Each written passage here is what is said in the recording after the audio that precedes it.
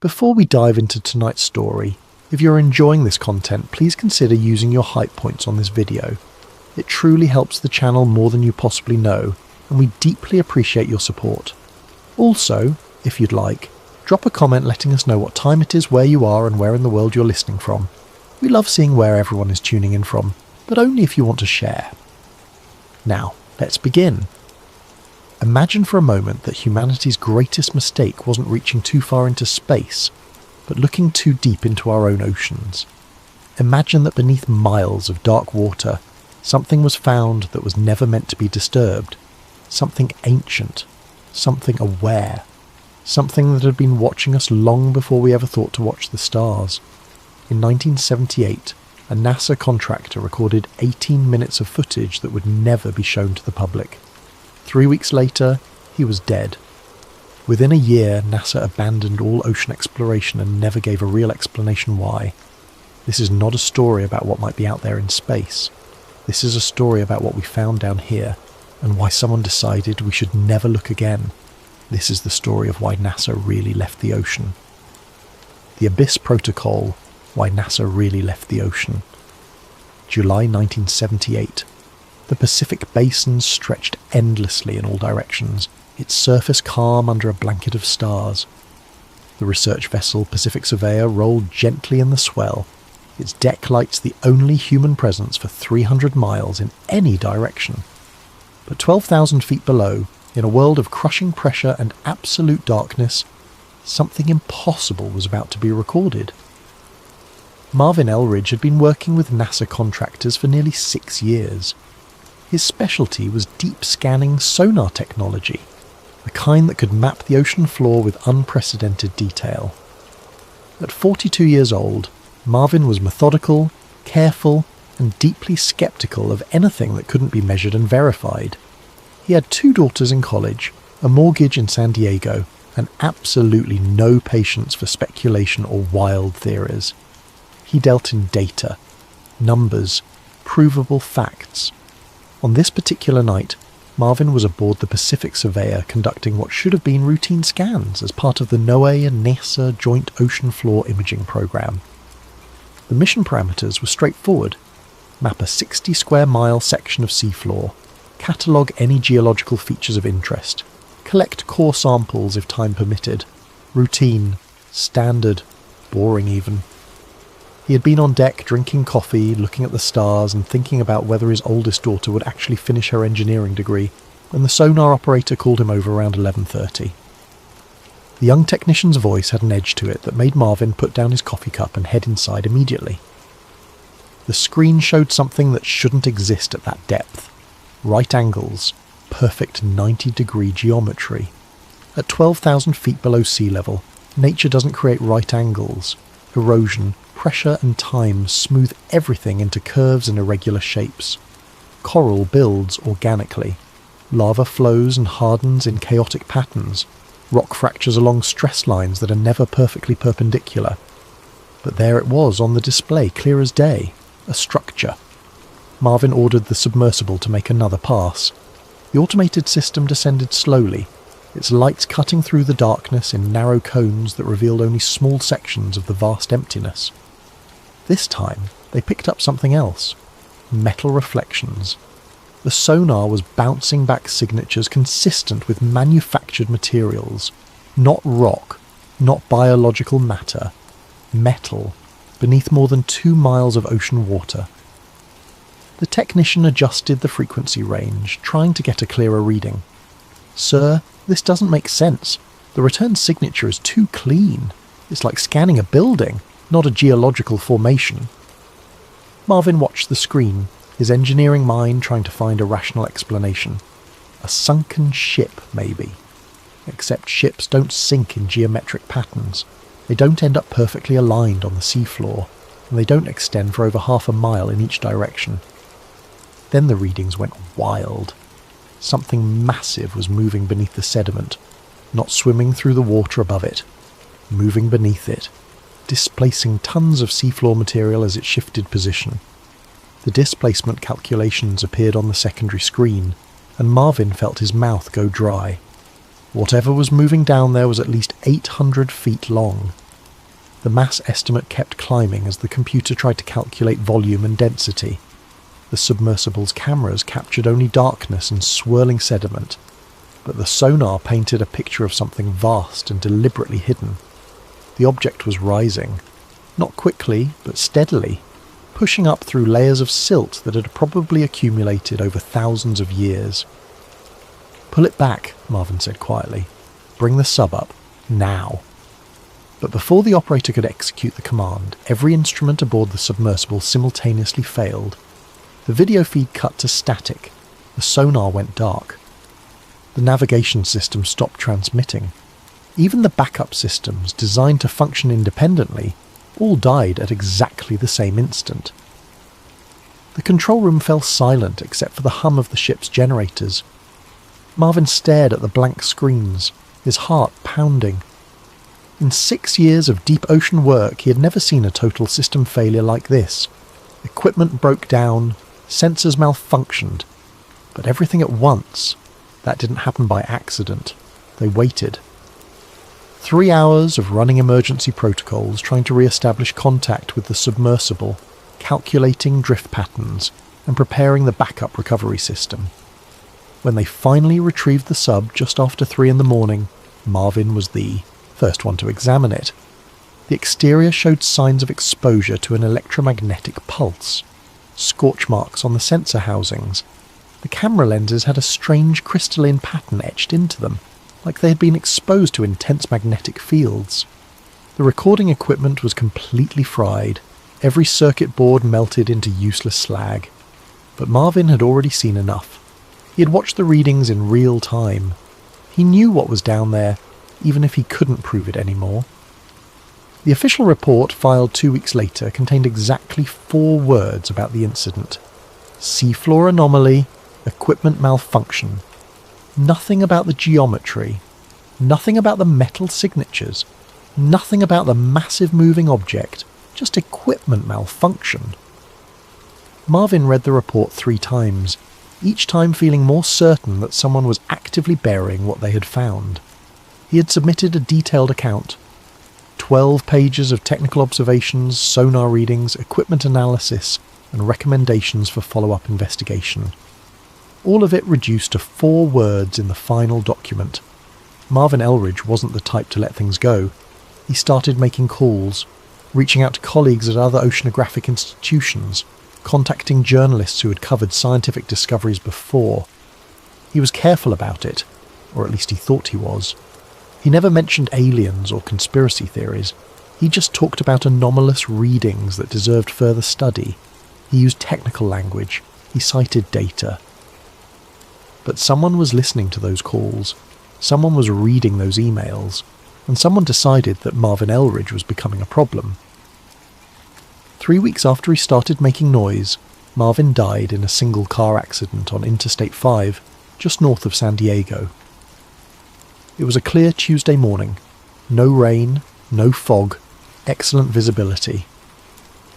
Traffic was light. According to witnesses, his car had been travelling normally in the right lane when it suddenly accelerated, veered across 3 lanes of traffic, and crashed into the centre divider at over 90 miles per hour. The police report called it mechanical failure. The accident investigation found that his brake lines had corroded through completely. Strange, the investigator noted in his report, because the vehicle had passed a safety inspection just 1 month earlier with no issues noted. Strange too that all 4 brake lines had corroded in exactly the same way, at exactly the same rate, as if someone had deliberately weakened them with chemicals designed to fail after a specific period of time. But those observations stayed in the investigator's notes and never made it into the official conclusion. Mechanical failure, accidental death, case closed. Marvin's wife received his life insurance payout without any problems. His daughters finished college. His name appeared in a few professional journals as a contributor to oceanic research.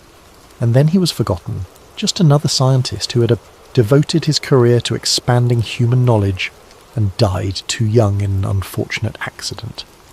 Within a year, NASA quietly ended all deep ocean involvement. No press conference, no explanation. The agency that had spent nearly 2 decades exploring Earth's oceans simply walked away. The public never learned why. But the message to anyone else who might have been thinking about speaking up was crystal clear. Some discoveries are not meant to be shared, but the truth was buried in classified documents, suppressed testimonies, and deleted records. And it begins with a history that most people have completely forgotten. When NASA was founded on July 29, 1958, the agency's charter contained language that would surprise most Americans today.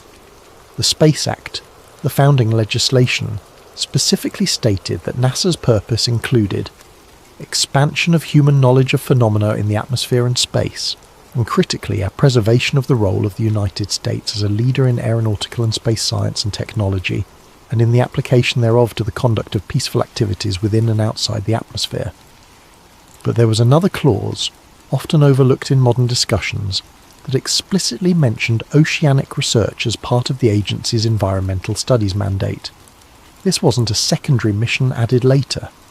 Ocean exploration was written directly into NASA's founding purpose, right alongside space exploration.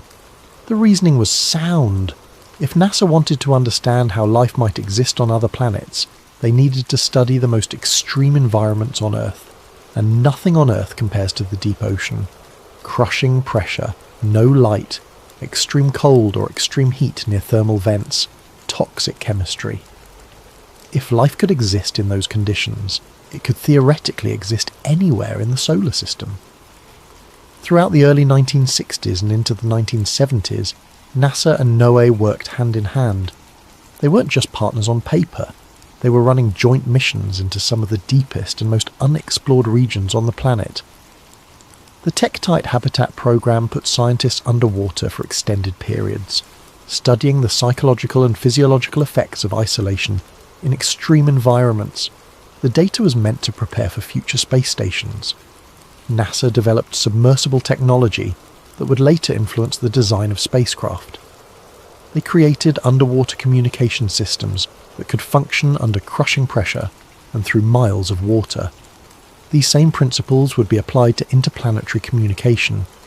They mapped deep ocean vents that had never been seen by human eyes, discovering ecosystems that survived without sunlight, feeding on chemicals from Earth's interior.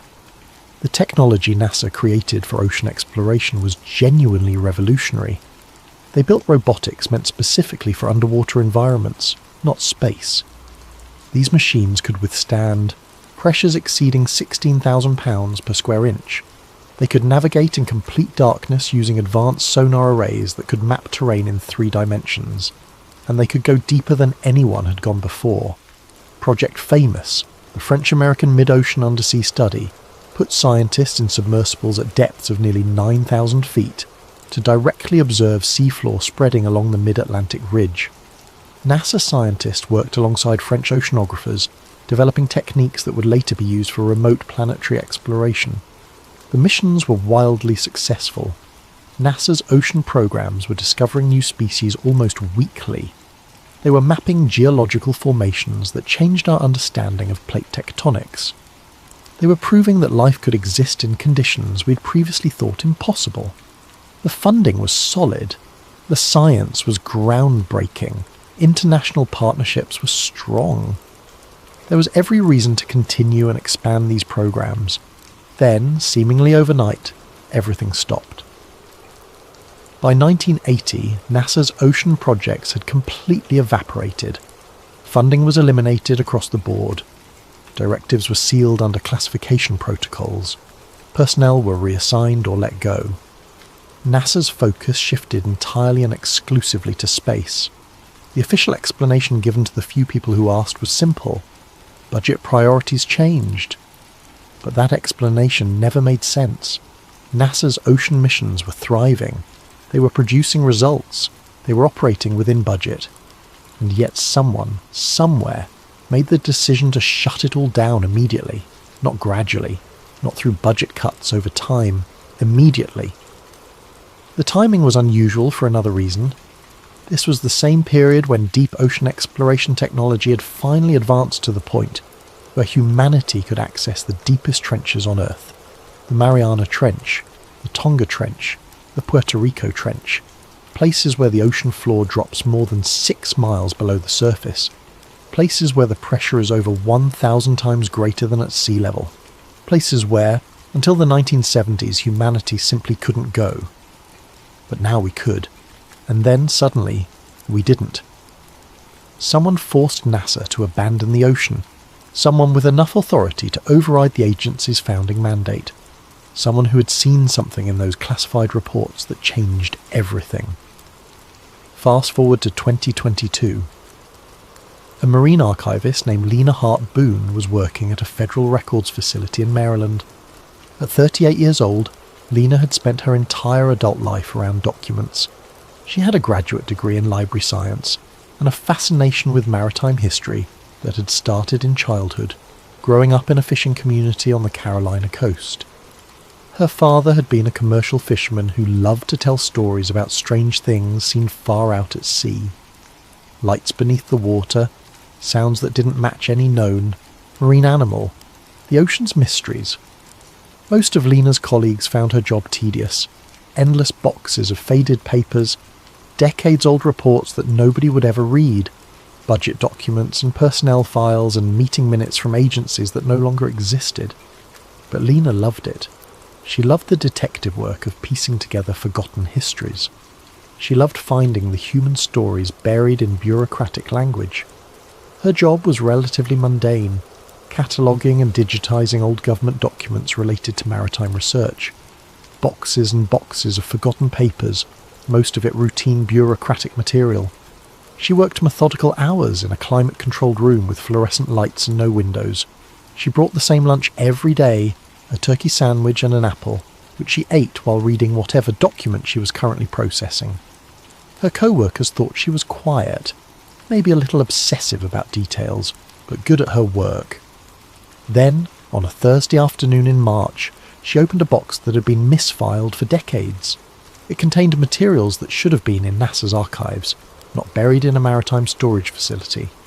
The box had been labelled NOAA Personnel Records, 1970 to 1980, and was supposed to contain routine employment documents. But the contents didn't match the label. Inside were technical reports, mission logs, and equipment manifests all bearing NASA identification codes. And buried at the bottom, underneath routine paperwork about supply orders and maintenance schedules, was a handwritten logbook that would change Lena's life forever. The log was labelled Deep Dive 7, Tonga Trench, November 1976, Elridge Team. Lena recognised the name immediately. Marvin Elridge. Over the years, she had come across his name in footnotes and passing references while cataloguing other ocean exploration documents. He had died in a car accident in 1978. Some of the documents she'd seen suggested he had been trying to report unusual findings before his death, but the details were always vague, and most sources dismissed him as someone who had become obsessed with unlikely theories. She set her half-eaten sandwich aside and opened the logbook with a careful reverence she reserved for potentially significant documents. The entries were technical at first, depth readings and precise measurements, sonar configurations with frequency ranges and pulse intervals, equipment checks listing every system by designation number, standard operational material written in the shorthand of someone who had filled out these forms hundreds of times. Depth, 11,100 feet. Water temperature, 34 degrees. Sonar functioning at optimal parameters. Beginning survey grid Alpha 7. But as the dive progressed deeper, the tone changed. Marvin's handwriting became less neat, more hurried. The observations more urgent. The technical language gave way to something more immediate, more human. Metallic echo returns at depth 11,200 feet. Configuration suggests manufactured origin. No known geological explanation. Cross-referencing known shipwrecks in region. Negative for all matches. Requesting second pass for confirmation. Second pass complete. Returns identical. Adding thermal imaging. Thermal signature inconsistent with surrounding seafloor. Object retaining heat at depth, where ambient temperature should be stable. No volcanic activity in this region according to all geological surveys. Unidentifiable vibrations detected. Frequency suggests machinery, not seismic activity. Rhythm is too regular. Pattern repeats every 47 seconds. Equipment functioning normally. All diagnostics green, readings are accurate. Then came an entry that Lena read 3 times, her sandwich forgotten, her coffee growing cold beside her. Movement detected beneath sediment layer. Displacement calculations suggest object of immense size. Initial estimate, 800 feet length, possibly larger. Depth of burial suggests object has been here for considerable time, yet movement indicates active state. Too massive and too fast to be biological. Repeat, movement characteristics are too massive and too coordinated to be biological in nature. The next entry was written in a different pen, suggesting Marvin had taken a break and then returned to write what happened next. Emergency protocols initiated. Object began rising towards submersible, not swimming, rising straight up through sediment layers as if pushing through. Debris cloud massive, pressure wave detected by hull sensors, auto ascent engaged at 11:43, sub under extreme stress, hull integrity at 78%. Lost all sensor contact with object at depth 10,000 feet during emergency ascent. All systems experienced simultaneous failure. Electromagnetic pulse consistent with deliberate countermeasure, not natural phenomenon. Recording equipment destroyed. Visual contact impossible due to sediment cloud. Submersible recovered with extensive electromagnetic damage to all electronic components. Then came the final entry, written in block letters, pressed so hard into the page that the pen had nearly torn through the paper. We're not alone down here, and they are listening. Lena sat in the archive room for a long time after reading that. The fluorescent lights hummed above her. In the distance she could hear the muffled sounds of her co-workers moving through the stacks, the quiet routine of the facility continuing around her. But she felt as if something fundamental had shifted. She should have filed the logbook according to protocol and moved on. That was the procedure. Catalogue the material, note any irregularities in a report for her supervisor, and process the next box. But something about this felt too real, too urgent, too deliberately hidden. The handwriting was steady except where urgency had made it rushed. The technical language was precise. This wasn't the work of someone prone to fantasy or exaggeration. This was an engineer documenting observations that terrified him, specifically because they were so clearly measured and verified. Lena looked around the empty archive room. She had worked here for 6 years and had never violated protocol. But she also knew that some documents had a way of disappearing once they entered the classification review process. Important things got buried under bureaucratic procedures all the time. She made copies before returning the original to the box. She told herself she was just being thorough, preserving a potentially significant historical document. Nothing wrong with that. But her hands were shaking slightly as the copier hummed, and she kept glancing toward the door, half expecting someone to walk in and ask what she was doing. Over the next few weeks, Lena began digging deeper. She found a memorandum dated March 1979, stamped with the highest classification markings she had ever seen in maritime archives. The memo was partially redacted, but certain elements were still visible. It was signed by Robert Ballard, the famous deep-sea explorer who would later discover the wreck of the Titanic. It was also signed by Robert Frosch, who was NASA administrator at the time. And there was a third signature line, but the name had been completely blacked out. Not just redacted with a thin line, but covered with heavy black marker, as if someone had been particularly determined to ensure that name never became public. The visible portion of the memo stated, "All oceanic anomaly investigations are to be transferred to a separate classification unit effective immediately. Standard scientific protocols are suspended for designated coordinates pending Department of Defense review." Lena searched every database she had access to. She found no record of NASA ever establishing such a classification unit, at least not publicly. Whatever they had found in the deep ocean, it had been transferred to something beyond normal oversight, something that answered to the military, not civilian science agencies. She needed more information. She needed proof that this wasn't just the paranoid ramblings of one contractor who had seen something he couldn't explain. She needed evidence that the pattern was bigger. She found it in the Navy archives. Through careful requests and legitimate research credentials, Lena gained access to partially declassified Navy sonar logs from the 1970s. These were routine submarine patrol reports that had been sitting in storage for decades. Most of it was exactly what you'd expect: position reports, depth readings, contact tracking of other vessels. But scattered throughout the logs were entries that stood out, references to unidentified submerged objects that appeared on sonar and then vanished, reports of sudden accelerations that were physically impossible for any known submarine technology, acoustic shadows that resembled large structural masses but appeared in locations where no structures should exist, and the locations matched: the Tonga Trench, the Puerto Rico Trench, the Mariana Trench, the three deepest places on Earth, the same places where NASA had been conducting their most advanced deep ocean exploration right before they were ordered to stop. The Navy reports used careful language. They never said alien or unknown intelligence. They said things like anomalous contact and unidentified acoustic phenomenon. But the pattern was clear. Something was down there. Multiple Navy vessels had detected it over the course of years, and someone had decided that civilian scientists needed to stop looking. Lena knew she needed to talk to someone who had been there, someone who had worked on NASA's ocean programs, and might be willing to talk about what really happened. She found Harlan Vick living in a retirement community in Florida, in a modest apartment that overlooked a small artificial lake. He had worked as a propulsion engineer for NASA from 1964 until his retirement in 1991. His work had focused on developing systems that could function in extreme environments, both space and ocean.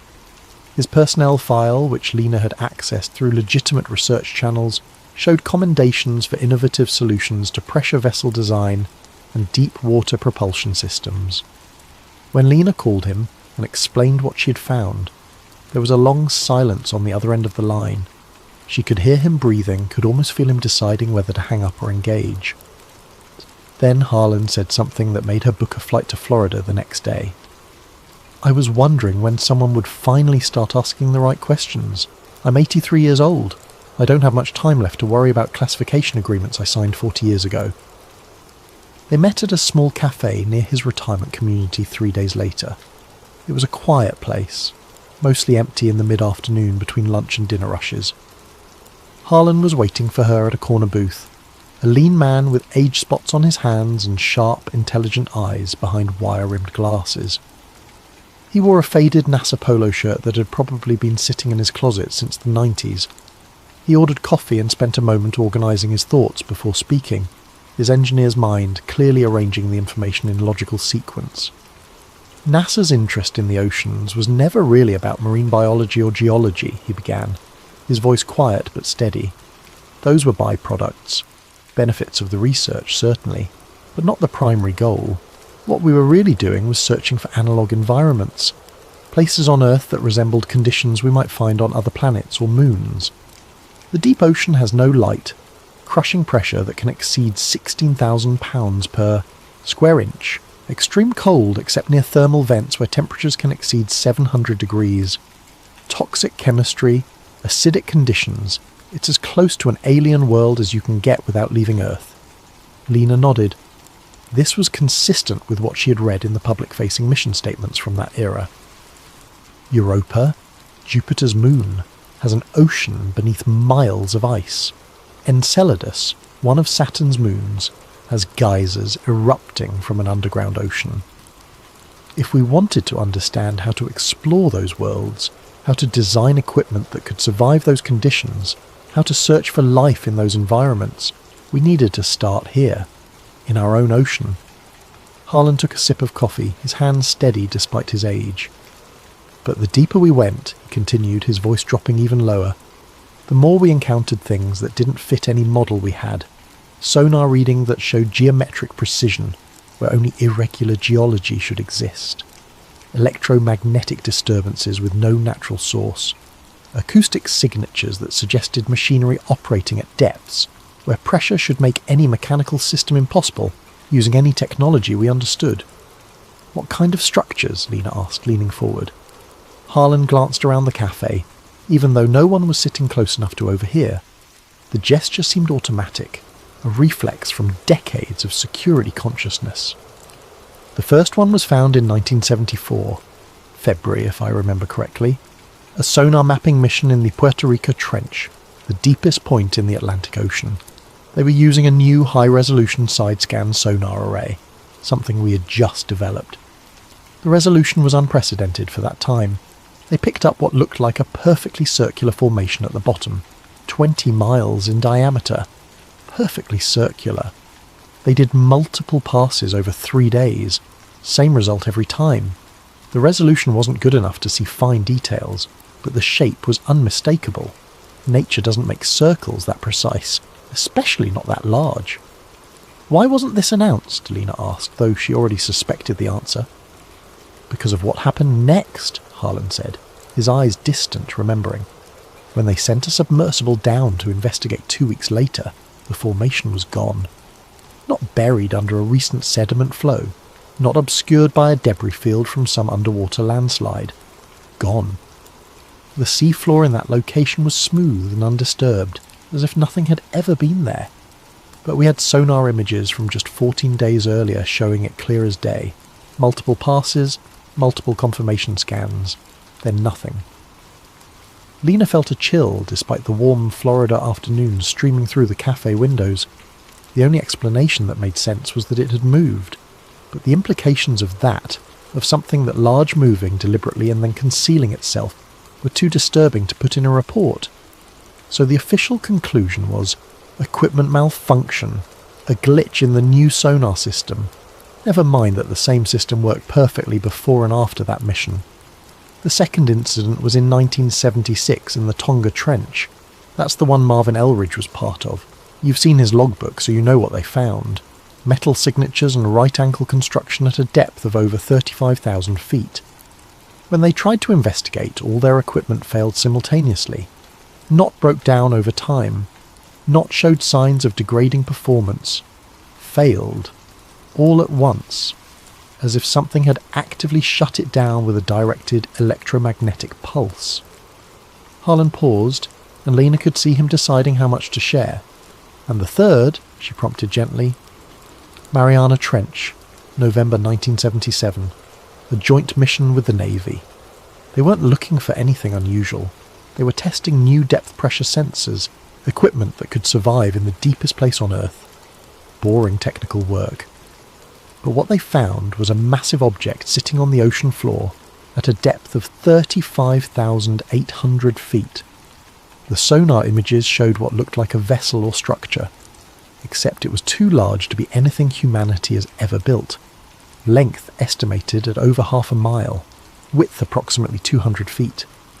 Sitting at the deepest point on Earth, in a place where no human had ever been, where pressure should crush anything not specifically designed to withstand it.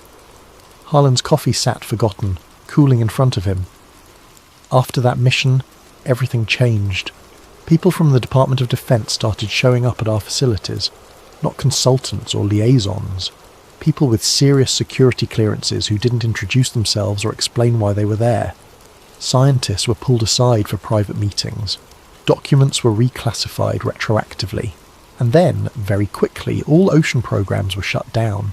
Money was reallocated to space programs. Personnel were reassigned or encouraged to retire. And we were told, very clearly through official and unofficial channels, that we were to focus exclusively on space from that point forward. Did they ever tell you why? Lena asked. Harlan looked at her directly, his engineer's mind clearly deciding to trust her with something he had kept quiet for decades. Not officially. But the rumour among those of us who had been there long enough, who knew how to read between the lines of classified briefings, was simple. Something in the ocean had responded to us. Our sonar pings, our submersibles, our equipment. We had been noticed, observed, scanned, evaluated, and someone at the highest levels of government decided that the appropriate response was to leave it alone, to stop probing, to stop investigating.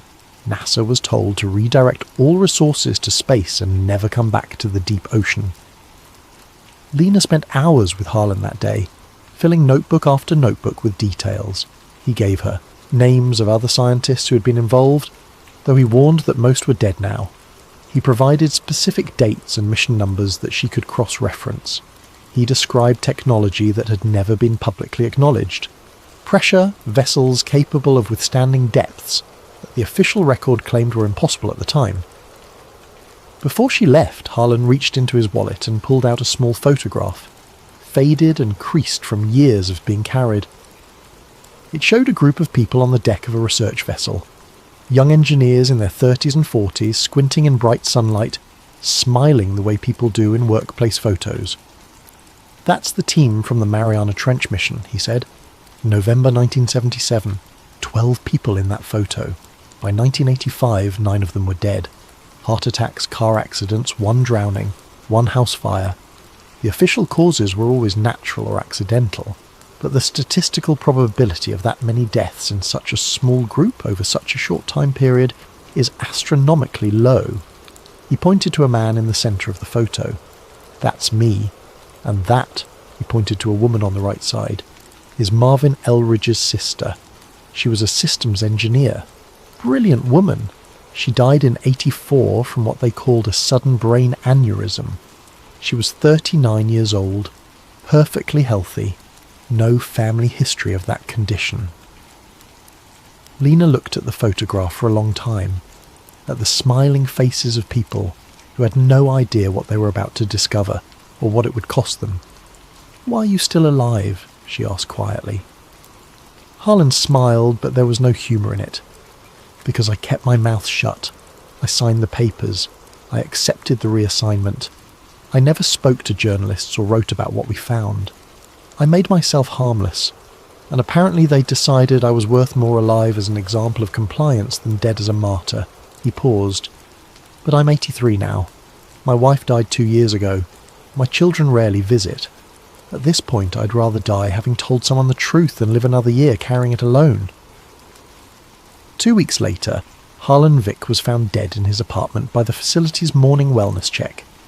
The official cause of death was listed as heart failure, which wasn't particularly unusual for a man in his 80s with a documented history of cardiac issues. The facility's medical staff noted that he had seemed in good spirits the day before, had eaten a full dinner, and had been seen walking around the artificial lake that evening. But when Lena tried to contact the other names Harlan had given her, she found that 2 had also died in the past 5 years, both from natural causes according to official records. The other 3 names turned up no results at all, as if those people had never existed or had their identities completely scrubbed from all databases. Lena attended Harlan's funeral. It was small, poorly attended. His children were there but seemed uncomfortable, eager to complete the formalities and leave. She was the only person there who wasn't family. After the service, she stood by his grave for a while, looking at the temporary marker that would eventually be replaced with a permanent stone. She noticed a man in a dark suit standing near a tree about 50 yards away. He wasn't trying to hide, but he wasn't participating in the funeral either, just watching. When Lena made eye contact with him, he nodded slightly, then walked to a black sedan and drove away. The message was clear. They knew she had talked to Harlan, they knew what he had told her, and they wanted her to know that they knew. Lena knew she was onto something real now, something that people in power had worked very hard to keep quiet for over 4 decades. She became obsessed with finding more evidence, more proof that couldn't be dismissed or explained away. She spent months cross-referencing coordinates. The logbook from Marvin Elridge's mission had included precise latitude and longitude readings for each sonar anomaly they detected. Lena began plotting these on maps, using modern satellite data and bathymetric charts to see if any patterns emerged. What she found was extraordinary. The anomalies weren't random. They formed a geometric lattice pattern stretching across huge sections of the Pacific Ocean floor. Massive triangular points separated by hundreds of miles, but aligned with mathematical precision. Each point corresponded to one of the deepest trenches or abyssal plains in the Pacific, and they were still there. Modern sonar data, when examined carefully, showed the same unexplained signatures. Not as obvious now, perhaps better hidden or less active, but present. Whatever NASA had found in the 1970s was still there. Lena's search led her to a forgotten archive in the Library of Congress. Among microfilm reels labelled as routine congressional briefings, she found something that didn't belong. A transcript dated November 1977, marked Eyes Only Limited Distribution. The transcript documented a conversation between a NASA oceanographer named Saul Riggin and an unnamed Department of Defense liaison. Lena had to read through the stilted bureaucratic language carefully, but the meaning was clear. Riggin reported that during a deep ocean scan, their equipment had been actively pinged by an unknown source, not passively detected, actively engaged with. The source had used frequencies that matched their own sonar, as if learning and mimicking their technology in real time. The Department of Defense liaison's response was blunt. "You are to shut down all exploration immediately. This is not a NASA matter anymore." Riggin protested. "But it's intelligent. Whatever is down there responded to us deliberately. This is the most important discovery in human history." The liaison's reply was chilling. "That's exactly why you're done. This matter is being transferred to agencies with appropriate security protocols. NASA will redirect all resources to space exploration. This decision is not negotiable." The transcript ended there. Lena searched for any follow-up documents, any indication of what appropriate agencies meant, any hint of what happened to Saul Riggin. She found nothing. His name appeared in NASA employment records until 1979, then vanished completely. No retirement notice, no obituary, just gone. But Lena found one more document. It was filed incorrectly, labelled as a budget allocation memo, but the content was far more significant. ABVS Protocol, Level 6 security clearance required, initiated March 1979. The objective was stated in precise bureaucratic language. Transfer all deep ocean findings and related research to Classified Naval Special Projects Division. Prevent public scientific agencies from further contact with designated zones. Redirect NASA resources exclusively to space exploration programs. And then the reason, in a single paragraph that had been partially redacted but was still readable. Containment of non-human submerged intelligence structures to prevent unauthorized contact and potential security breach. Lena read that paragraph 10 times. Non-human submerged intelligence structures, not alien spacecraft, not ancient ruins. Intelligence structures currently active and requiring containment. Something alive, or at least functional, beneath the ocean. NASA didn't choose to abandon the ocean. They were ordered to. They were forced into space to avoid something that had been discovered in the deep. Something that someone in power had decided humanity wasn't ready to know about. Lena understood now why Marvin Eldridge had died. Why Harlan Vick had waited so long to speak. Why every scientist involved had either gone silent or disappeared. This wasn't just classified information. This was something that powerful people wanted to remain buried deeper than the trenches themselves. She should have stopped there.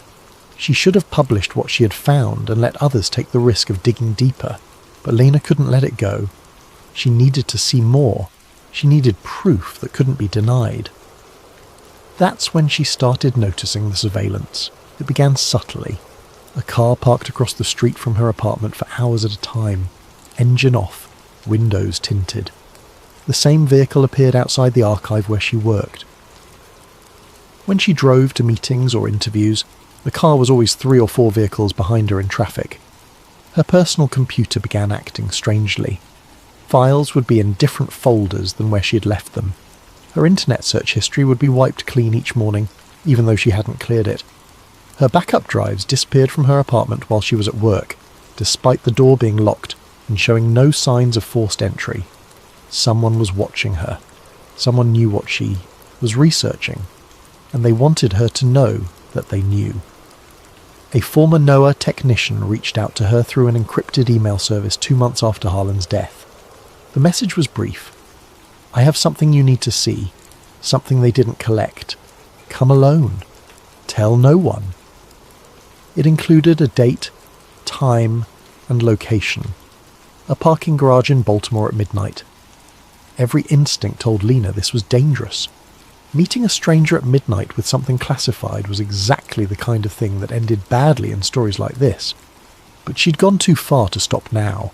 She drove to Baltimore, parked on a different level than specified, and walked down the concrete stairs to the designated meeting spot. The technician was waiting near a support pillar, a man in his 70s wearing a windbreaker and a baseball cap. He looked nervous, his eyes constantly scanning the garage. He didn't give his name, didn't shake her hand, didn't waste time with pleasantries. "I worked with Marvin Elridge in 1976 and 77, he said quietly. "I was the one who processed the film reels from the submersibles. Every mission, I'd develop the footage, catalogue it and send it up the chain. After the Tonga Trench incident, men in suits showed up and collected everything. Every reel, every photograph, every piece of paper. They went through our facility like it had been raided." He handed her a metal film canister, old and dented, with faded labels barely visible in the dim garage lighting. "This is from the Elridge mission. Dive 7. I made a copy before they collected the originals. I've kept it hidden for 46 years. I buried it in my backyard inside a waterproof container. I told myself I was keeping it for history, for proof, but really I think I was just too afraid to destroy it, and too afraid to show it to anyone. My wife died last year. My kids don't talk to me. I have cancer. The doctors say I have 6 months, maybe less. I don't know what to do with this anymore, but I know it shouldn't die with me. Maybe you'll know what to do with it." He turned to leave, then stopped and looked back at her. "They killed him, you know. Marvin. It wasn't an accident. He called me 3 days before he died, said people were following him, said his house had been searched while he was at work, nothing taken but everything subtly moved. Drawers not quite closed the way he left them, papers in slightly different positions. He knew what was coming. He told me to destroy anything he had ever given me, to forget everything we had talked about. I wish I had listened." Then he walked away, his footsteps echoing in the empty garage, and was gone. Lena stood there for several minutes, holding the film canister, feeling its weight, understanding that she was now holding something that people had killed to keep hidden. She took the film to a professional restoration service in Virginia, driving 2 hours out of her way, paying cash, and claiming it was family footage from a deep-sea fishing trip in the 70s. The technicians were more interested in the technical challenge than the content. Film this old, stored in less than ideal conditions, required careful handling. They cleaned it, stabilised it, and digitised it over 3 days. When Lena finally watched the restored footage on her laptop in a motel room, sitting in the dark with headphones on, she understood why this had been classified, why people had died, why an entire federal agency had been redirected away from the ocean. The video showed the view from a submersible's external camera, the timestamp in the corner marking it as November 17th, 1976 at 22:43 hours. Depth reading, 11,280 feet. At first, there was only darkness and the occasional particle drifting past the lens, caught in the submersible's powerful lights. The view swayed gently as the craft moved through the water. Then the lights illuminated something that made Lena pause the video, rewind, and watch again to confirm she wasn't seeing things. A massive curved surface, clearly metallic, extending beyond the reach of the lights in all directions. The texture was smooth, but not perfectly so. There were patterns etched or moulded into the surface, geometric designs too regular to be corrosion or damage. They looked deliberate, designed.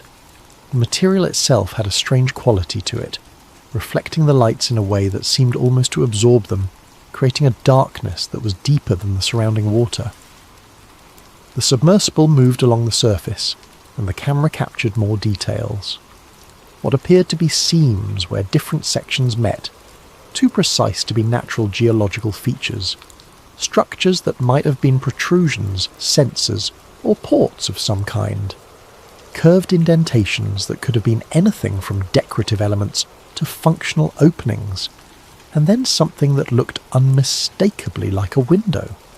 A circular opening, about 15 feet in diameter, filled with what might have been transparent material, though it was impossible to tell in the murky water and dim light.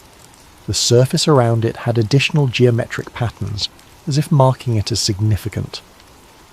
The submersible's lights focused on the window, and Lena watched this section frame by frame, advancing through the video one image at a time. For 3 frames, barely a tenth of a second of real time, something appeared in the reflection of the glass or whatever material filled that circular opening. A shape. Definitely a shape. Not a trick of light or a distortion from the water. Something inside the structure, moving past the window. The resolution wasn't good enough to make out details. It could have been machinery. It could have been something else. But it was there, visible, real, captured on film. Then the lights failed. The video feed dissolved into static, but the recording continued, the timestamp still, advancing. The audio kept running, and Lena had to increase the volume to hear what came next. A low-frequency tone. Deep and resonant, felt more than heard even through laptop speakers. Not the sound of machinery or water pressure or any mechanical system she recognised. The frequency was around 20 Hz, right at the edge of human hearing, kind of deep bass that you feel in your chest more than hear with your ears. But what made Lena's skin crawl was the pattern. The tone rose and fell in a sequence that repeated. Not random, not mechanical. It had rhythm, it had structure. It sounded almost like language, like something trying to communicate using sound in a frequency range that would travel through water effectively. She played it back multiple times, recording the audio on her phone, analysing the waveform. The pattern repeated every 11 seconds. Each repetition was identical in structure, but varied slightly in amplitude, as if the source was adjusting, testing, learning how to modulate the signal.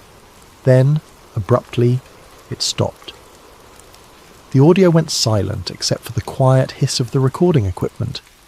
The video timestamp showed the camera had recorded for another 18 minutes after the lights failed, but that entire section was corrupted or erased, showing only digital artifacts and noise. The footage ended. Lena sat in the dark motel room, her hands shaking slightly. She had just watched proof, real, documented, recorded proof that something intelligent existed in the deep ocean, something that built structures, something that noticed when we came looking, something that responded. Lena tried to contact the technician who had given her the film. His phone number was disconnected. The email address bounced back as non-existent. She drove to the address he had mentioned working from decades ago, but found only an abandoned building. He had vanished, just like everyone else who got too close to the truth. Lena knew she was running out of time. The surveillance was getting more obvious, almost as if whoever was watching wanted her to know they were closing in. She made copies of everything she'd found and distributed them to trusted colleagues, with instructions to release the information if anything happened to her. Then she did something risky. She used the coordinates from the classified documents to search for current military activity in those ocean regions. What she found was surprising. There were naval installations positioned near each of the major anomaly sites, not scientific research stations, military bases, some of them appearing on maps, others only visible through careful cross-referencing of shipping routes and no-fly zones. One installation in particular caught her attention, a naval facility near Pearl Harbor with unusual security protocols. Shipping manifests showed regular transport of materials to and from the facility, but the cargo descriptions were always vague. Research materials, equipment, components, classified payload. Lena travelled to Hawaii on a Tuesday morning in late August. She rented a car under her own name, stayed in a chain hotel and tried to appear like any other tourist. But she spent her days carefully observing the naval facility from various vantage points, using hiking trails and public beaches that offered distant views of the installation.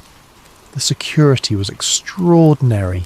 Multiple perimeter fences, each one taller than the last, guard towers with visible security personnel, sensor arrays that covered every approach, motion detectors, cameras, lights powerful enough to turn night into day.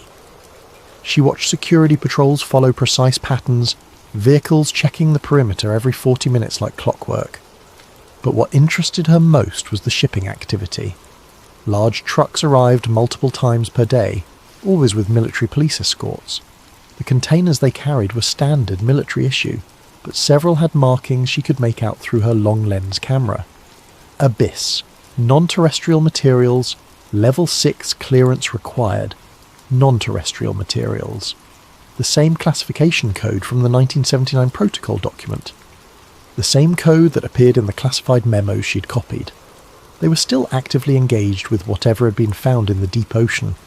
This wasn't ancient history being studied in some forgotten warehouse. This was ongoing, current, active. Lena spent 3 days photographing the facility, documenting the security procedures, noting the arrival and departure patterns. She was careful never to stay in one location too long, never to appear too interested, never to do anything that might flag her as surveillance. But on the third evening, as she sat in her rental car at a scenic overlook several miles from the facility, she noticed a black SUV parked 3 spaces down from her.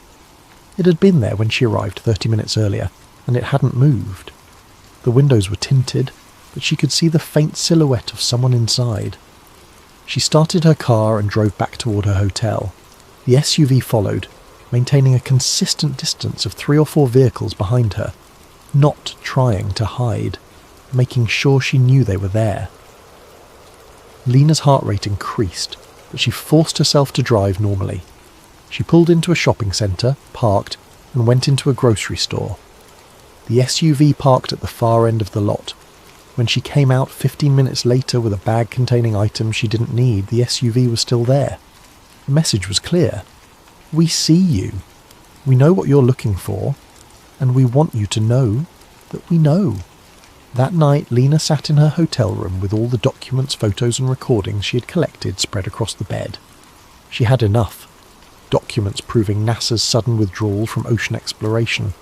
Testimony from scientists who had been there. Film footage showing an underwater structure that couldn't be natural. Photographs of current military operations at coordinates matching the original anomaly sites. She began organising everything into a comprehensive report. She wrote through the night, knowing that once she released this information, there would be no going back. Her life would change irrevocably. She might face legal consequences. She might face worse. But the truth deserved to be known. Whatever was in the ocean, humanity had a right to know about it. Scientists had died trying to bring this information to light. Their deaths shouldn't be meaningless. At 3 a.m, she called a colleague she trusted, another archivist named Thomas Brennan who had worked with her for years, a man who understood the importance of preserving historical truth. The call went to voicemail. Lena's voice was steady but urgent. Thomas, it's Lena. I need you to listen carefully. NASA left the ocean in 1979 because they found something. Not ancient ruins, not crashed spacecraft. Something alive, something intelligent, living in structures beneath miles of water in the deepest trenches on Earth. They've been there longer than human civilization, probably longer than humans have existed at all. In 1976 and 77, multiple deep ocean missions encountered these structures. Every time we came close, every time we tried to investigate, the equipment failed. But not randomly, deliberately. These things, whatever they are, they responded to us. They noticed us. They actively prevented us from getting too close. And someone at the highest levels of government made a deal, or a decision, or maybe just realised that humanity wasn't ready to know we're not the first intelligent species on this planet. They ordered NASA to abandon all ocean research.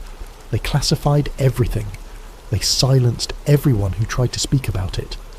I have proof, documents, testimony from scientists who were there, film footage showing one of these structures. It's all real, Thomas. Every conspiracy theory about NASA hiding ocean discoveries, it's all based on truth. They just got the reason wrong. We didn't find aliens from space. We found something that was already here. I'm going to release everything tomorrow morning. I've made multiple copies. I've distributed them to people I trust. If anything happens to me, make sure this gets out. Make sure people know. Humanity deserves to know we're not alone. We've never been alone. She hung up. Then she sent encrypted files to 3 other colleagues, academics who specialised in government transparency and scientific fraud. The files contained everything she had found: copies of the classified documents, Harlan Vick's testimony, the digitised film footage, photographs of the naval facility. At 6 in the morning she packed her laptop, her camera and the original documents into her bag. She checked out of the hotel and started driving toward Honolulu International Airport. Her flight wasn't until evening, but she wanted to be somewhere public, somewhere with security cameras and witnesses. She never made it to the airport. At 8:15 in the morning, a highway patrol officer found Lena's rental car abandoned on Highway 3, a relatively quiet stretch of road about 12 miles outside of Pearl Harbor. The engine was still running, the driver's door was open, her keys were in the ignition. Her phone was on the passenger seat, battery removed and placed carefully beside it. There was no sign of struggle, no blood, no evidence of an accident. The car showed no damage. There were no skid marks on the road. Her suitcase was still in the trunk. Her purse was still in the front seat, wallet and credit cards intact. Lena Hart Boone had simply vanished. Within 6 hours, federal agents arrived at the scene. They took the car, they took everything in it, and they issued orders to local police that this was now a federal matter. No press releases, no public statements. The investigation would be handled at a higher level. Within 12 hours, more federal agents raided Lena's apartment in Maryland. They arrived with a warrant so heavily redacted that the property manager couldn't even tell what specific items they were authorized to seize. They took her computer, her files, her backup drives, her notebooks. They took everything. They interviewed her colleagues at the archive facility. The interviews were polite but firm. They explained that Lena had been involved in unauthorized access of classified materials, that her recent behaviour suggested significant psychological stress, that anyone who had received documents from her should turn them over immediately and refrain from discussing her work with anyone, as doing so could result in serious legal consequences. The official statement from authorities was brief and carefully worded. Lena Hart Boone had been reported missing. Her vehicle had been found abandoned in Hawaii. There was no evidence of foul play. Given her recent behaviour and the stress she had been under, authorities believed she may have wandered away from her vehicle in a state of confusion or distress. Search efforts were underway.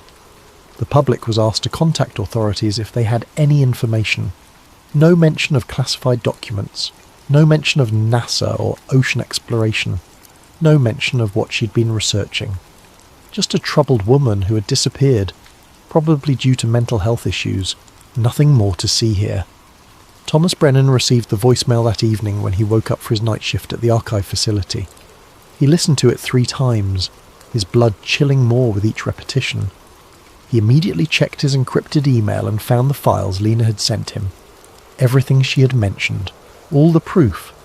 For 2 days he debated what to do. Then 2 federal agents appeared at his home. They were polite, professional. They explained that Lena had been suffering from a mental health crisis, that she had been accessing classified materials without authorization, that any documents she had shared were the product of her deteriorating mental state and should not be taken seriously. They asked if she'd sent him anything, if she'd shared her theories with him, if he had any of her documents. Thomas lied. He said no. He said Lena had seemed stressed lately but hadn't shared any specifics of her work. He said he was worried about her and hoped she would be found safely. The agents thanked him and left, but Thomas noticed the car parked down the street that evening, and the next evening, and the evening after that. He deleted the encrypted files without looking at them again. He erased Lena's voicemail. He told himself he was being smart, not cowardly, that he had a family to think about, that getting himself killed or disappeared wouldn't honour Lena's sacrifice. The other colleagues Lena had sent files to made similar choices. The risks were too great. The evidence could be dismissed as forgery. The penalties for possessing classified materials were severe. One by one, they deleted the files or turned them over to authorities. Within a week, it was as if Lena's entire investigation had never existed. But 1 week after her disappearance, on a Thursday at 2:17 in the morning, a single document appeared on an anonymous forum dedicated to government conspiracies and unexplained phenomena. The forum had existed for years. a place where people shared theories about everything, from UFOs to assassinations to hidden technologies. Most of it was speculation and wishful thinking. This post was different. It was uploaded from an untraceable account that had been created minutes before the post appeared. The routing data, analysed later by forum administrators and independent researchers, showed the post had bounced through 17 different countries, using VPN services and proxy servers to obscure its origin. Whoever posted it understood digital security in a way that suggested either professional training or serious paranoia. The post contained a comprehensive summary of everything Lena had discovered: the 1976 and 77 ocean missions, the classified documents showing NASA's sudden withdrawal, the testimony from deceased scientists, the description of structures found in the deepest trenches, the geometric lattice pattern connecting the anomaly sites across the Pacific, and it included a scanned page from what appeared to be a classified government memorandum, marked with security classifications that verified it as authentic to anyone who understood government document formatting. The memo was dated March 1979 and included partial text from what was clearly the Abyss Protocol. The post read, "We didn't stop exploring the ocean because we couldn't. We stopped because we were told not to disturb what's down there. They've been watching us for as long as we've been watching the stars. The Abyss Protocol isn't about preventing contact. It's about managing a relationship that began long before NASA was even founded. Someone made an agreement. We stay in the atmosphere and space.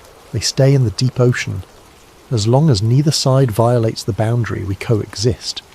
But if we go back down there, if we start probing again with modern technology, the agreement ends, and nobody in power wants to know what happens then." The post was live for exactly 5 minutes. In that time, 47 people viewed it. 12 took screenshots. 3 downloaded the attached document. Then it was gone, deleted. The account that posted it vanished from the server logs as if it had never existed. The forum's administrators received an official government order within an hour, demanding they surrender all server logs, IP addresses, and any cached versions of the deleted content. The order came with specific federal statute citations, and a warning that failure to comply would result in the forum being shut down, and its operators facing criminal charges. The administrators complied. They turned over everything they had. But the technical analysis showed something the government didn't want to acknowledge. Whoever posted that information had skills that exceeded typical internet users. The routing was sophisticated. The security measures were professional grade. This wasn't some random conspiracy theorist. This was someone who knew what they were doing. Someone who had planned this carefully. The 12 people who had taken screenshots began sharing them on other platforms: Reddit, Twitter, obscure forums dedicated to ocean mysteries. For about 48 hours, the story gained traction. People debated whether the documents were real. Amateur analysts examined the formatting and concluded the memo appeared authentic. Researchers dug into NASA's history and confirmed that the agency had indeed abandoned ocean programs in the late 1970s with minimal explanation. Then the systematic suppression began. Posts were removed from major platforms, sometimes within minutes of being uploaded. Accounts were suspended for spreading misinformation. Fact-checking organisations issued statements saying the documents had been examined and deemed false, though they never explained who examined them or what specific evidence proved them fraudulent. Within a week, the story had been effectively scrubbed from mainstream internet platforms. It remained only in the darker corners of the web, on encrypted forums and conspiracy sites where it blended in with hundreds of other unverifiable claims about government secrets. The official narrative became fixed. Lena Hart Boone had experienced a mental health crisis. She had developed paranoid delusions about government cover-ups. She had fabricated or altered documents to support her theories. Her disappearance was tragic, but likely the result of her deteriorating mental state. The documents she supposedly found were either forgeries or legitimate materials taken wildly out of context. Researchers who looked into the story found nothing solid to grasp. Lena's disappearance was real and documented, but the content of her research was impossible to verify. The documents she supposedly found had vanished. The people she interviewed were dead or refused to speak. The footage no longer existed in any archive, public or private. Even the forum post couldn't be verified since the original had been deleted, and the screenshots could have been fabricated. For a few weeks, the story circulated among communities interested in government conspiracies and hidden knowledge. Then it faded, replaced by newer theories and more recent mysteries. Lena Hart Boone became another name on a long list of people who claimed to have found something significant, and then disappeared. Another unsolved mystery, another story that couldn't be proven or disproven. But in late October 2023, on a Saturday morning when most of America was sleeping in or having breakfast with their families, something happened that brought the whole story roaring back. A satellite image appeared on an anonymous image-sharing platform. Not one of the major social media sites, but a smaller platform used primarily by researchers and scientists to share large technical files. The image was uploaded at 6:32 in the morning Eastern Time from an account with no history, no profile information, and a username that was just a random string of numbers and letters. The metadata had been carefully stripped from the image file, making it impossible to determine when or by what satellite it had been captured. But analysis of the photograph itself, conducted later by independent researchers with expertise in satellite imaging, suggested it came from a commercial constellation that provided high-resolution ocean imagery for scientific research. The specific characteristics of the image, the angle, the resolution, and the wavelength sensitivity all matched known specifications of satellites operated by a European space agency that sold data commercially. The image showed a section of the Mariana Trench, the deepest point on Earth, Challenger Deep, nearly 7 miles below the ocean surface, over 35,000 feet down, a place where pressure exceeds 16,000 pounds per square inch, a place where humans have visited only 4 times in all of history. The last visit had been 2 years earlier. The resolution was extraordinary. Modern satellite technology, using advanced synthetic aperture radar and other sensing methods, could penetrate water to surprising depths and create detailed maps of seafloor topography. This image had been processed to show bathymetric features with clarity that was almost shocking. And visible in the image, clear enough to leave absolutely no doubt, was a perfectly symmetrical hexagonal structure. Each side measured over 10 miles in length. The formation was slightly elevated from the surrounding seafloor, rising about 800 feet above the base level, as if it were sitting on the surface rather than being part of the natural geological formation. The edges were too precise to be natural, the angles too perfect, the symmetry too exact. But what made the image truly extraordinary was the thermal data overlaid on the visual imagery. The satellite had infrared capability, and someone had processed the data to show temperature variations across the scanned area. The structure was glowing, not with visible light, but with heat. At a depth where the ambient temperature should be just above freezing, barely 2 degrees Celsius, this structure was radiating warmth. The thermal signature showed temperatures ranging from 15 to 20 degrees Celsius, significantly above ambient. The pattern wasn't uniform either. There were areas of higher temperature, suggesting internal heat sources or power generation. The heat radiated outward in a way that suggested active systems, not passive geological warming from volcanic activity. And at the centre of the hexagon, there appeared to be an opening, a dark space where both the visual and thermal signatures dropped significantly, as if something was channeling that energy inward or allowing access to whatever was below. The opening was roughly circular, about 2 miles in diameter, and perfectly centred within the hexagonal structure. The surrounding seafloor showed no similar features, just the structure, sitting alone in the darkness of the deepest place on Earth, active and warm and geometrically impossible. The image included a scale bar and coordinates. Anyone with basic knowledge of geographic information systems could verify that this was indeed Challenger Deep, at precisely the deepest measured point in the Mariana Trench. The location matched historical records of depth measurements and previous mapping efforts. Within the first hour, the image was viewed by 300 people, scientists, researchers, ocean enthusiasts, and people who followed maritime mysteries. Many of them downloaded the full resolution file. Some immediately began analysing it, checking the metadata, examining the pixels for signs of manipulation or forgery. Their initial findings were disturbing. The image didn't show obvious signs of digital manipulation. The noise patterns were consistent with legitimate satellite imagery. The compression artifacts looked natural, with thermal data aligned properly with the visual data in ways that would be extremely difficult to fake convincingly. The post that accompanied the image contained no explanation, no manifesto, no detailed claims. Just the image and a title that sent chills through everyone who read it. NASA was right to leave. Within 6 minutes of being posted, the image was gone. The account deleted. The platform's administrators later reported that they had received what appeared to be an automated takedown request citing national security concerns. The request had come with federal authentication codes that the administrators had no way to verify or challenge. But by then, it was too late. 300 downloads had already been made, screenshots had been captured, the image had been shared to other platforms, and once something reaches the internet, it never truly disappears. Over the next 48 hours, the image spread.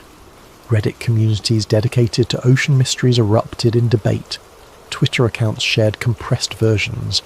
YouTube videos analysing the image began appearing, some racking up hundreds of thousands of views before they too were removed for unspecified violations of community guidelines. Independent analysts worked to verify the image's authenticity. Several with expertise in satellite imaging concluded that it appeared to be legitimate. The thermal characteristics were consistent with real infrared data. The bathymetric details matched known features of the Mariana Trench.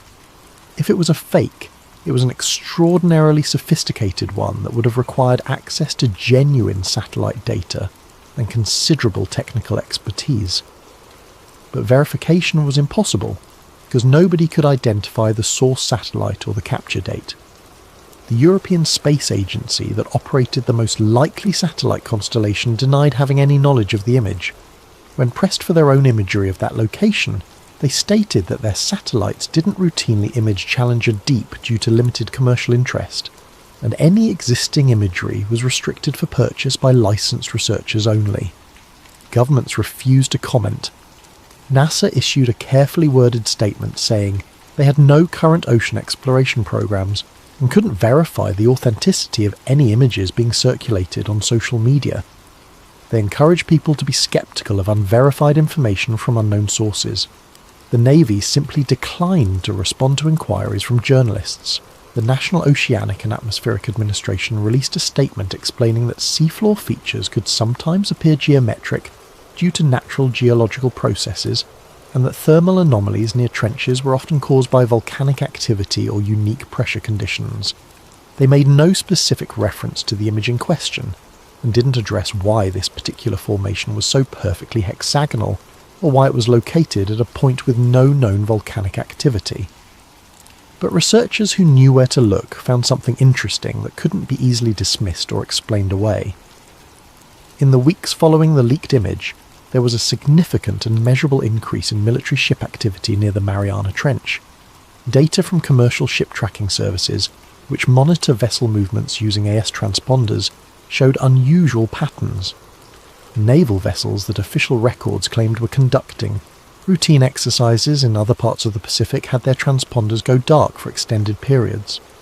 When they reappeared, their position suggested they had been operating near the Mariana Trench during those dark periods. Submarine activity, which is harder to track but can be inferred from support vessel movements, and military communication patterns also increased. Attack submarines require surface support ships for long-range operations. The movement of these support vessels suggested increased submarine presence in the region. Scientific research vessels that had been scheduled to work in that region suddenly had their permits revoked without explanation. Applications for new research permits were denied or indefinitely delayed. Independent researchers who tried to book commercial deep-sea exploration found that the coordinates they requested were unavailable due to unspecified military operations. Amateur satellite watchers, people who track military reconnaissance satellites as a hobby, noticed that several satellites altered their orbits to provide more frequent coverage of the Challenger Deep area. The orbital changes were small but measurable, suggesting someone wanted more regular imaging of that specific location. Commercial fishing vessels reported increased military presence. Boats that had been working in international waters for decades suddenly found themselves being approached by Navy ships and asked to relocate. The requests were polite but firm. The explanations were vague. Ongoing operations, safety concerns, routine exercises. But the fishing captains who had worked those waters for years had never seen that kind of military activity before. Radio operators who monitor military frequencies reported increased encrypted communications on channels known to be used for submarine operations. The volume of traffic suggested significant coordination efforts, the kind that would accompany major operational deployment, not routine exercises. None of this information appeared in mainstream news. Individual pieces of it showed up on specialised forums, maritime industry publications and military tracking websites. But nobody connected all the pieces into a comprehensive picture. Or if they did, they didn't publish it. The pattern was clear to anyone paying attention. Something was happening in the Mariana Trench. The military was responding to something, and whatever it was, they didn't want civilian scientists or researchers anywhere near it. One commercial pilot, flying a regular route from Japan to Australia that passed within range of the Mariana Trench, reported seeing unusual surface activity during a night flight. He described seeing what looked like bioluminescence, except the pattern was too regular, too geometric. He filed a routine observation report as pilots are required to do for any unusual phenomena. The report was acknowledged, then classified. When he tried to discuss it later with colleagues, he was visited by two men who identified themselves as air safety investigators. They explained that his observation had been determined to be a misidentification of fishing vessel lights, and that further discussion of the matter could impact his pilot certification. He stopped talking about it.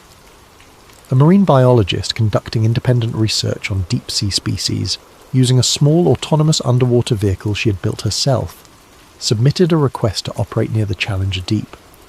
Her request was denied.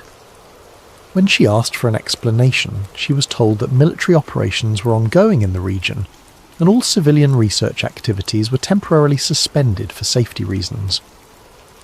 When she asked when the suspension would be lifted, she was told that information was not available. 6 months later, the suspension was still in effect. Something was happening in the deep ocean, something that required a military presence, something that someone in power didn't want civilian scientists, researchers, or the general public getting close to. And it was happening at the exact location where a satellite image had shown an impossible structure. The Abyss Protocol, it seemed, was still very much in effect, and whatever agreement or decision had been made in 1979 was being actively enforced in 2023. The Abyss Protocol, it seemed, was still very much in effect. Today, if you search for information about NASA's ocean exploration programs from the 1970s, you'll find basic historical facts. The partnership with NOAA, the development of deep ocean technology, the successful missions that mapped volcanic vents and discovered new species, straightforward, unremarkable history. But you won't find anything about why it ended so abruptly. You won't find details about the anomalies that were reported. You won't find the names of the scientists who tried to speak out and died under circumstances that were always ruled natural or accidental. All of that has been scrubbed, classified, or lost to time. In March of 2024, a Freedom of Information request was filed asking for all NASA documents related to ocean exploration programs from 1975 to 1980. The request was filed by a law firm representing an anonymous client. 3 months later, the response arrived. 7,000 pages of documents so heavily redacted that entire sections were nothing but black bars. Page after page of blacked out text with only occasional phrases visible. Depth readings nominal. Equipment functioning as expected. Mission concluded successfully. Nothing about the anomalies. Nothing about the structures. Nothing about the decision to end all ocean programs. Just routine operational reports with anything meaningful removed. The law firm filed an appeal, arguing that excessive redaction violated the spirit of transparency laws. The appeal was denied. The stated reason: matters of national security. No further explanation provided. On July 4th, 2024, during a holiday weekend when most Americans were watching fireworks and having barbecues, the Mariana Trench Marine National Monument was quietly expanded. The expansion added nearly 30,000 square miles of protected ocean to the monument, including the entire area around Challenger Deep. The expansion came with new restrictions: no commercial fishing, no research without specific federal permits, no unauthorized vessel activity. The announcement was buried in a routine Department of the Interior press release that mentioned several unrelated administrative actions. No press conference, no statements from the White House, just a few paragraphs in a document that most news organizations never bothered to read. The restrictions were immediate and strictly enforced. The Coast Guard began regular patrols of the expanded monument area. Any vessel entering without proper authorization was intercepted and escorted out. The penalties for violation were severe: fines up to $250,000 and potential criminal charges. When environmental groups asked about the sudden expansion and increased restrictions, they were told it was part of ongoing efforts to protect unique deep-sea ecosystems from disturbance. When marine researchers applied for permits to study the newly protected areas, their applications were either denied or delayed indefinitely pending unspecified security reviews.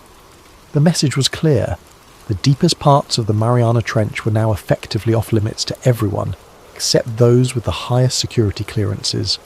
In November 2024, a research paper was published in an obscure marine biology journal.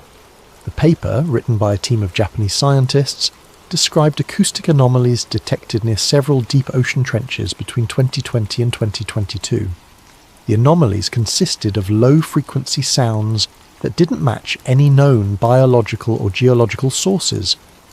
The frequencies suggested possible mechanical origins. The patterns suggested possible intelligence. The paper was peer-reviewed and published. It remained available for exactly 9 days. Then it was retracted. The journal issued a statement saying the data had been found to contain errors, and the conclusions were not supported by the evidence. The authors protested, claiming their data was sound, and the retraction was unjustified. Their protests were ignored. Copies of the paper exist in academic archives and can still be found by determined researchers, but its retraction means it can't be cited in other scientific work, effectively erasing it from legitimate scientific discourse.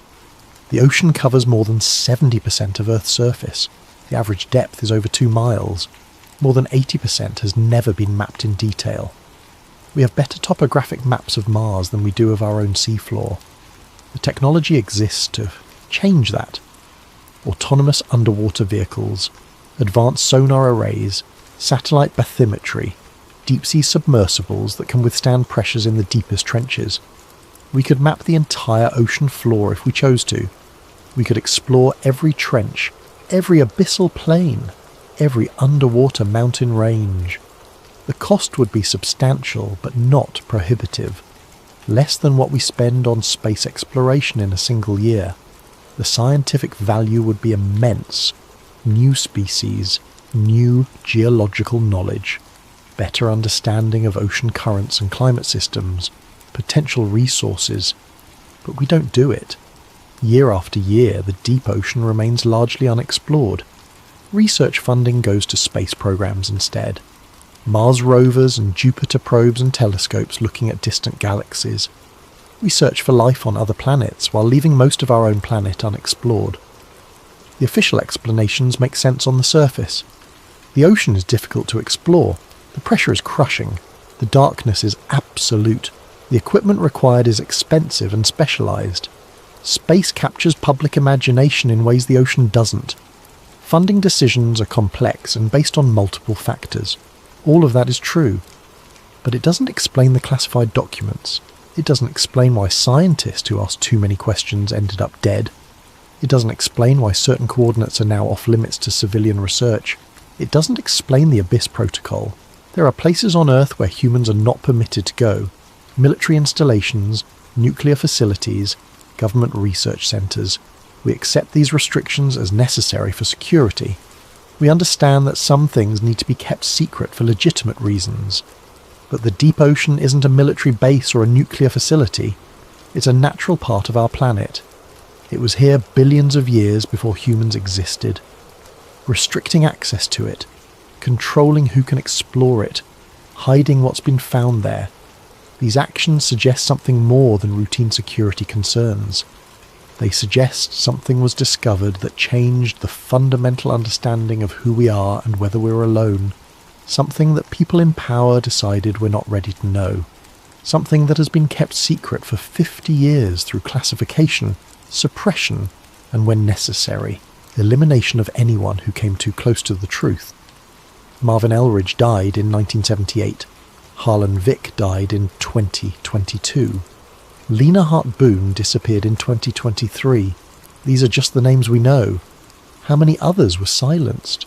How many scientists, researchers, technicians, and engineers took secrets to their graves? How many chose silence over the risk of speaking out? The Abyss Protocol wasn't about preventing contact with something unknown. It was about managing information, controlling what humanity knows about its own planet, maintaining a narrative that humans are the only intelligent species on Earth, even in the face of evidence to the contrary. Someone, somewhere, made the decision that this secret was worth keeping, that whatever exists in the deep ocean should remain there, undisturbed and unknown, that NASA should explore space instead, that the public should believe we stopped exploring the oceans simply because space was more interesting. And for 50 years that decision has held, through changes in presidential administrations, through shifts in public opinion, through advances in technology that would make discovery easier, the secret has been maintained. Documents remain classified, witnesses remain silent or dead, research remains restricted. The satellite image from 2023 showed something that should not exist in nature, a hexagonal structure over 60 miles in perimeter, sitting at the deepest point on Earth, radiating heat, with an opening at its centre. It existed for 6 minutes on the internet before being scrubbed. But those who saw it remember, the structure is still there. The thermal signature hasn't changed. Military vessels continue to patrol the area. Permits continue to be denied. And somewhere in classified facilities, people monitor those depths, watching for changes, for activity, for signs that whatever agreement or understanding exists might be breaking down.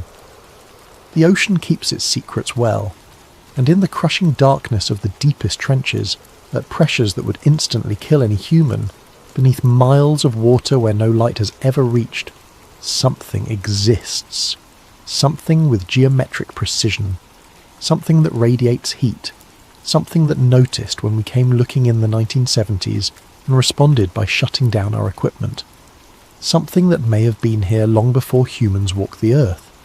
Something that built structures in the deep ocean for purposes we can't begin to understand.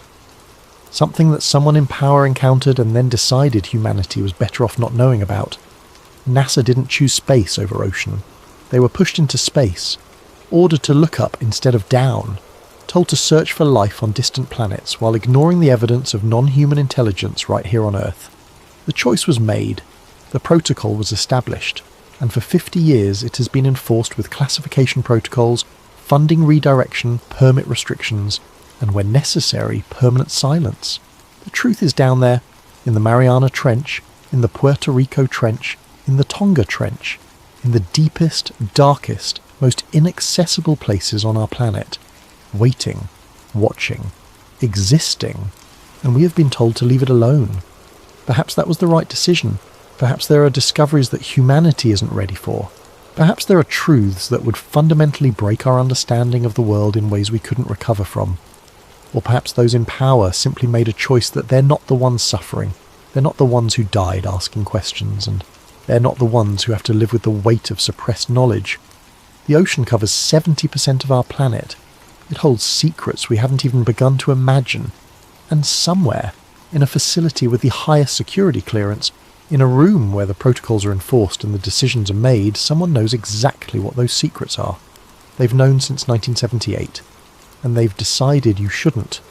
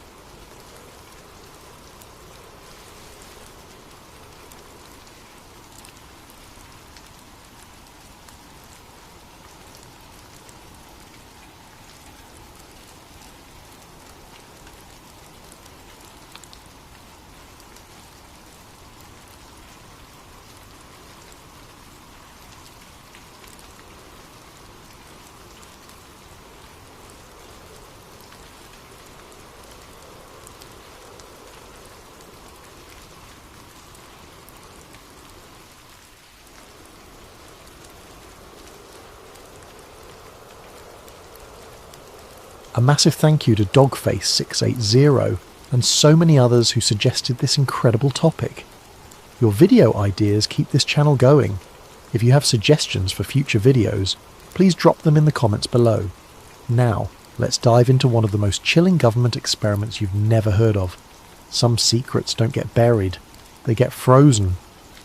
In March 2004, something happened inside a sealed laboratory at Sandia National Laboratories in New Mexico. The official record says nothing. The budget documentation lists a single line item: Applied Chronophysics Integration. The project lead, a brilliant Air Force physicist named David Lewis Anderson, walked into a temporal containment field for a routine 10-minute test. That was 21 years ago. For Anderson, those 10 minutes still haven't ended. This is the story of how the United States military accidentally trapped a man in time and why they might never be able to bring him back. March 1999, Rome, New York. The Air Force Research Laboratory at Griffiths Air Force Base didn't look like the kind of place where reality could be rewritten. Low brick buildings, chain-link fences, security badges that beeped at turnstiles. It was the kind of facility that processed grants for satellite communication upgrades and radar improvements, the unglamorous backbone of military research. David Lewis Anderson worked in Building 7, 3rd floor, in an office that smelled like burnt coffee and ozone. At 32, he was one of the youngest civilian physicists on the USAF Time-Related Research Program, a division so obscure that most airmen on the base didn't know it existed. Anderson's specialty was electromagnetic field manipulation, specifically how rotating magnetic fields affected subatomic particles in ways that classical physics couldn't quite explain. He'd noticed something strange during a routine particle confinement experiment.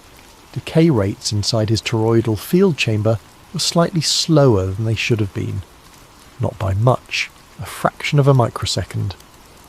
But it was measurable, repeatable, and according to Einstein's theory of relativity, it meant one thing: time inside the field was moving slower than time outside it. Anderson had stumbled onto this discovery almost by accident. He'd been running experiments on particle containment for the better part of 2 years, trying to develop more efficient methods for stabilizing unstable isotopes. The military applications were obvious. If you could slow radioactive decay, you could store nuclear materials more safely, transport them more easily, extend their operational lifespan. But what Anderson found was far more profound. He'd been using cesium-137, a radioactive isotope with a half-life of about 30 years, as his test subject. Standard procedure was to measure the decay rate both inside and outside the containment field to ensure the field wasn't interfering with the isotope's stability. Except the decay rate inside the field was consistently slower. At first, Anderson thought it was measurement error. He recalibrated his instruments. He ran the test again and again. The results were identical every time. The cesium inside the field was decaying more slowly than it should. Not dramatically, we're talking fractions of microseconds, but consistently, measurably slower. Anderson knew what this meant. Radioactive decay is one of the most consistent processes in nature, a fundamental clock that ticks at the same rate regardless of temperature, pressure, or chemical environment. The only thing that can change decay rates is time itself. He spent 3 weeks reviewing the data, checking for every possible alternative explanation. He consulted with colleagues, carefully avoiding any mention of his hypothesis. He reviewed every paper ever published on time dilation, from Einstein's original work to the most recent experiments with atomic clocks. Finally, he was certain he'd created a temporal distortion field. On March 17th, 1999, Anderson filed an internal white paper with the Air Force Office of Scientific Research. The title was dry, academic, deliberately understated: Preliminary Model for Controlled Temporal Fields in Particle Confinement. Inside, the implications were staggering. Anderson theorized that by rotating electromagnetic fields at precise frequencies, it might be possible to create a localized distortion in space-time, a bubble where time moved at a different rate than the surrounding environment. Not time travel exactly, time dilation, a pocket of slow time. The mechanism, he explained, was related to frame-dragging effects predicted by general relativity. When massive objects rotate, they drag space-time along with them. Earth does this. It's called the lens-throwing effect. But the distortion is minuscule, barely measurable even with the most sensitive instruments. But what if you could amplify that effect? What if, instead of rotating mass, you rotated electromagnetic fields at enormous intensities? The math suggested it was possible. The experimental data suggested he'd already done it. The paper was 17 pages long. It included equations, experimental data, and a cautious conclusion. Further research recommended to determine scalability and practical applications. Anderson submitted the paper on a Wednesday afternoon. By Friday morning, his lab was swarming with visitors. They didn't identify themselves by name, just by agency. Defense Advanced Research Projects Agency, National Security Agency, a civilian liaison from the Department of Energy. They asked questions. They reviewed his data. They examined his equipment with the kind of intensity that made Anderson deeply uncomfortable. 3 months later, Anderson's lab was shut down. The official explanation was budget reallocation. His funding, roughly $2 million annually, was transferred to a classified DARPA project called the Quantum Waveform Defense Initiative. Anderson was told his research would continue under the new program, just in a different capacity. He was also told not to publish his findings. The meeting where they delivered the news took place in a windowless conference room on base. There were 4 people present: Anderson, his supervisor, and 2 men in dark suits who never gave their names. One of them slid a document across the table, a non-disclosure agreement. 23 pages of legal language that boiled down to this: everything Anderson had discovered about time dilation was now classified. Talking about it publicly would be a federal crime. Publishing it would be treason. Anderson had spent his entire career in pursuit of scientific knowledge. The idea that his greatest discovery would be locked away, hidden from the world, was devastating. But he signed the agreement. What choice did he have? In July 1999, Anderson left the Air Force. He moved to Long Island and founded the Anderson Institute, a private research organisation dedicated to what he called time control research for humanitarian use. The website featured photos of sleek laboratories and optimistic descriptions of future applications: medical stasis, space travel, advanced computing. What the website didn't mention was that Anderson's Air Force security clearance remained active for another 6 years, or that he'd signed a non-disclosure agreement with the Department of Defense that classified his research under the same legal framework used for nuclear weapons development, or that his departure from the Air Force wasn't really a departure at all. 2001 to 2003, Long Island, New York. The Anderson Institute operated out of a converted industrial building in Hoboken, a suburb 40 miles east of Manhattan. From the outside, it looked like any other tech startup. Glass doors, modernist furniture, a receptionist who smiled and asked visitors to sign in. Inside, Anderson was building something extraordinary. He called it the T3 time field generator. The device was deceptively simple in concept. A toroidal magnetic coil, about the size of a washing machine, capable of generating rotating electromagnetic fields at frequencies precise to the nanosecond. Suspended in the centre of the coil was a vacuum chamber where test subjects, particles, molecules, eventually small objects, could be placed. The goal was to create a measurable time differential. If successful, a clock inside the field would tick slower than a clock outside it. Anderson's funding came from a mix of private investors and anonymous grants. He suspected, correctly, that at least some of the money was coming from government sources, filtered through shell companies and defence contractors. But he didn't ask questions. The work was too important. The first prototype was completed in March 2001. It was crude, cobbled together from salvaged equipment and commercial components. The magnetic coils were wrapped by hand. The control systems were jury-rigged from laboratory surplus, but it worked. The first test was conducted on March 23, 2001 at 3:47 a.m. Anderson had been working for 36 hours straight, fueled by coffee and the kind of manic energy that comes from being on the verge of a breakthrough. He placed a quartz clock inside the vacuum chamber. Simple, mechanical, the kind of clock you could buy at any department store.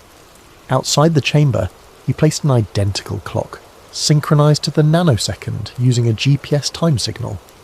Then he activated the field. For the first 30 seconds, nothing happened. The coils hummed. The chamber vibrated slightly. Anderson watched the clocks, waiting. Then he noticed it. The clock inside the chamber was running slow, just barely but visibly. A second would pass on the external clock, and the internal clock would advance only by 0.999997 seconds. 3 microseconds of dilation per second. It doesn't sound like much. 3 millionths of a second. But in the world of experimental physics, it was groundbreaking. Proof that time could be manipulated, controlled, slowed. Anderson ran the test again, and again. The results were consistent. Over the next 2 years, he refined the design. Larger coils, more powerful magnets, better control systems. By late 2002, he'd achieved dilation rates of up to 10 microseconds per second. The T3 could slow time by 1%. He published a brief paper in an obscure physics journal. The reaction from the scientific community was muted, skeptical. Time dilation had been observed before, in particle accelerators, in atomic clocks on airplanes, but always as a byproduct of extreme speed or gravity. Anderson was claiming he could do it with stationary electromagnetic fields. Most physicists dismissed it as experimental error. A few expressed polite interest. None of them took it seriously, but not everyone was skeptical. In 2002, DARPA released a roadmap document titled Quantum Information Science and Technology, Strategic Vision and Research Plan. Buried on page 87, under a section labelled Areas of Strategic Interest, was a single line. Localized temporal phase anomalies. No explanation, no context, just those 4 words. Anderson saw the document and knew immediately what it meant. The military was interested in his work. They were pursuing it, probably through multiple channels, funding research at universities and national labs under innocuous-sounding program names. He wasn't the only one working on time control. He was just the only one doing it publicly. In September 2002, Anderson was invited to present his work at a small physics symposium in Albuquerque, New Mexico. The venue was a hotel conference room, the kind of place usually reserved for corporate training seminars. The audience was fewer than 30 people, mostly academics and a handful of government observers who sat in the back row and didn't ask questions. Anderson's presentation was cautious, technical. He showed data. He explained the theory. He suggested potential applications, space travel where astronauts could age more slowly, computational systems that could process information faster than normal time, medical stasis for patients awaiting treatment. He didn't mention the military applications, but everyone in the room was thinking about them. One man in the audience took detailed notes, careful, methodical notes filling page after page of a leather-bound notebook. Lieutenant Colonel James A. Ransone, a liaison for the U.S. Air Force Research Laboratory Directed Energy Division. Ransone had a background in advanced weapons systems, lasers, microwave emitters, particle beams. He understood the potential of Anderson's work better than most of the civilians in the room. A time dilation field wasn't just a scientific curiosity, it was a weapon, a tool, a way to tilt the battlefield in ways that no enemy could counter. After the presentation, Ransone introduced himself. He was polite, professional, careful not to seem too eager. He congratulated Anderson on his work. He asked a few technical questions, the kind that demonstrated genuine understanding. 3 weeks later, Anderson received a phone call. Ransone was calling from Peterson Air Force Base in Colorado. He got straight to the point. The Air Force was interested in exploring potential defense applications of Anderson's research. They wanted to fund a full-scale demonstration. State-of-the-art equipment, unlimited budget, access to the best physicists in the country. Anderson hesitated. He'd left the Air Force to pursue independent research, to avoid the secrecy and restrictions of military projects. But Ransone made an offer he couldn't refuse. Not just funding, recognition. If the experiment succeeded, Anderson's name would be attached to one of the greatest scientific breakthroughs in history. The man who proved that time could be controlled. There was also an implicit threat, though Ransone never stated it directly. Anderson's research was already classified. The non-disclosure agreement he'd signed in 1999 was still active. If he refused to cooperate, the government could shut down his institute, seize his equipment, and bury his work under classification orders. He could cooperate, or he could be silenced. In December 2002, Anderson signed a contract with the Department of Defense. He told himself he was doing it for science, for the chance to pursue his research at a scale that would have been impossible otherwise. But deep down, he knew the truth. He'd never really left the Air Force. He'd just been working off-site. 2004, Sandia National Laboratories, New Mexico. Sandia. National Laboratories sits on the edge of Albuquerque, a sprawling complex of buildings and bunkers tucked into the desert foothills. It's one of 3 labs in the United States responsible for maintaining the nuclear stockpile, a place where the cutting edge of physics meets the blunt reality of weapons development. Anderson arrived in January 2004. The project had a name now, Kronos. The acronym stood for something bureaucratic and forgettable: Kinetic Resonance Observation and Neutralization Operation System, but everyone involved knew what it really meant. Kronos, the Greek god of time, the titan who devoured his children. The symbolism wasn't lost on Anderson. Time devours everything eventually. But what if you could slow it down? What if you could make a single moment last forever? The goal was simple: build a scalable temporal containment field, something larger than Anderson's original prototype, something that could hold not just particles but objects, eventually maybe even people. The official justification was national security. Temporal stasis field could revolutionize warfare, freeze enemy munitions in mid-flight, store unstable isotopes indefinitely, create unbreakable communication delays that would make code breaking impossible. But Anderson knew the real reason the military was interested. If you could slow time, you could speed up everything else. A soldier in a time-dilated field could train for months while only hours passed in the outside world. A weapons lab could run decades of research in a fraction of the time. An intelligence agency could interrogate prisoners for years without anyone noticing they'd been gone. The ethical implications were staggering. Anderson tried not to think about them. The lab was located in Building 6580, a reinforced concrete structure with no windows and 3 layers of security clearance. The building was technically part of Sandia's Z-Machine complex, the facility that housed the most powerful X-ray generator on Earth. But Building 6580 existed in a kind of bureaucratic limbo, not listed on official maps, accessed through a separate gate that required special authorization. The equipment was the best Anderson had ever worked with.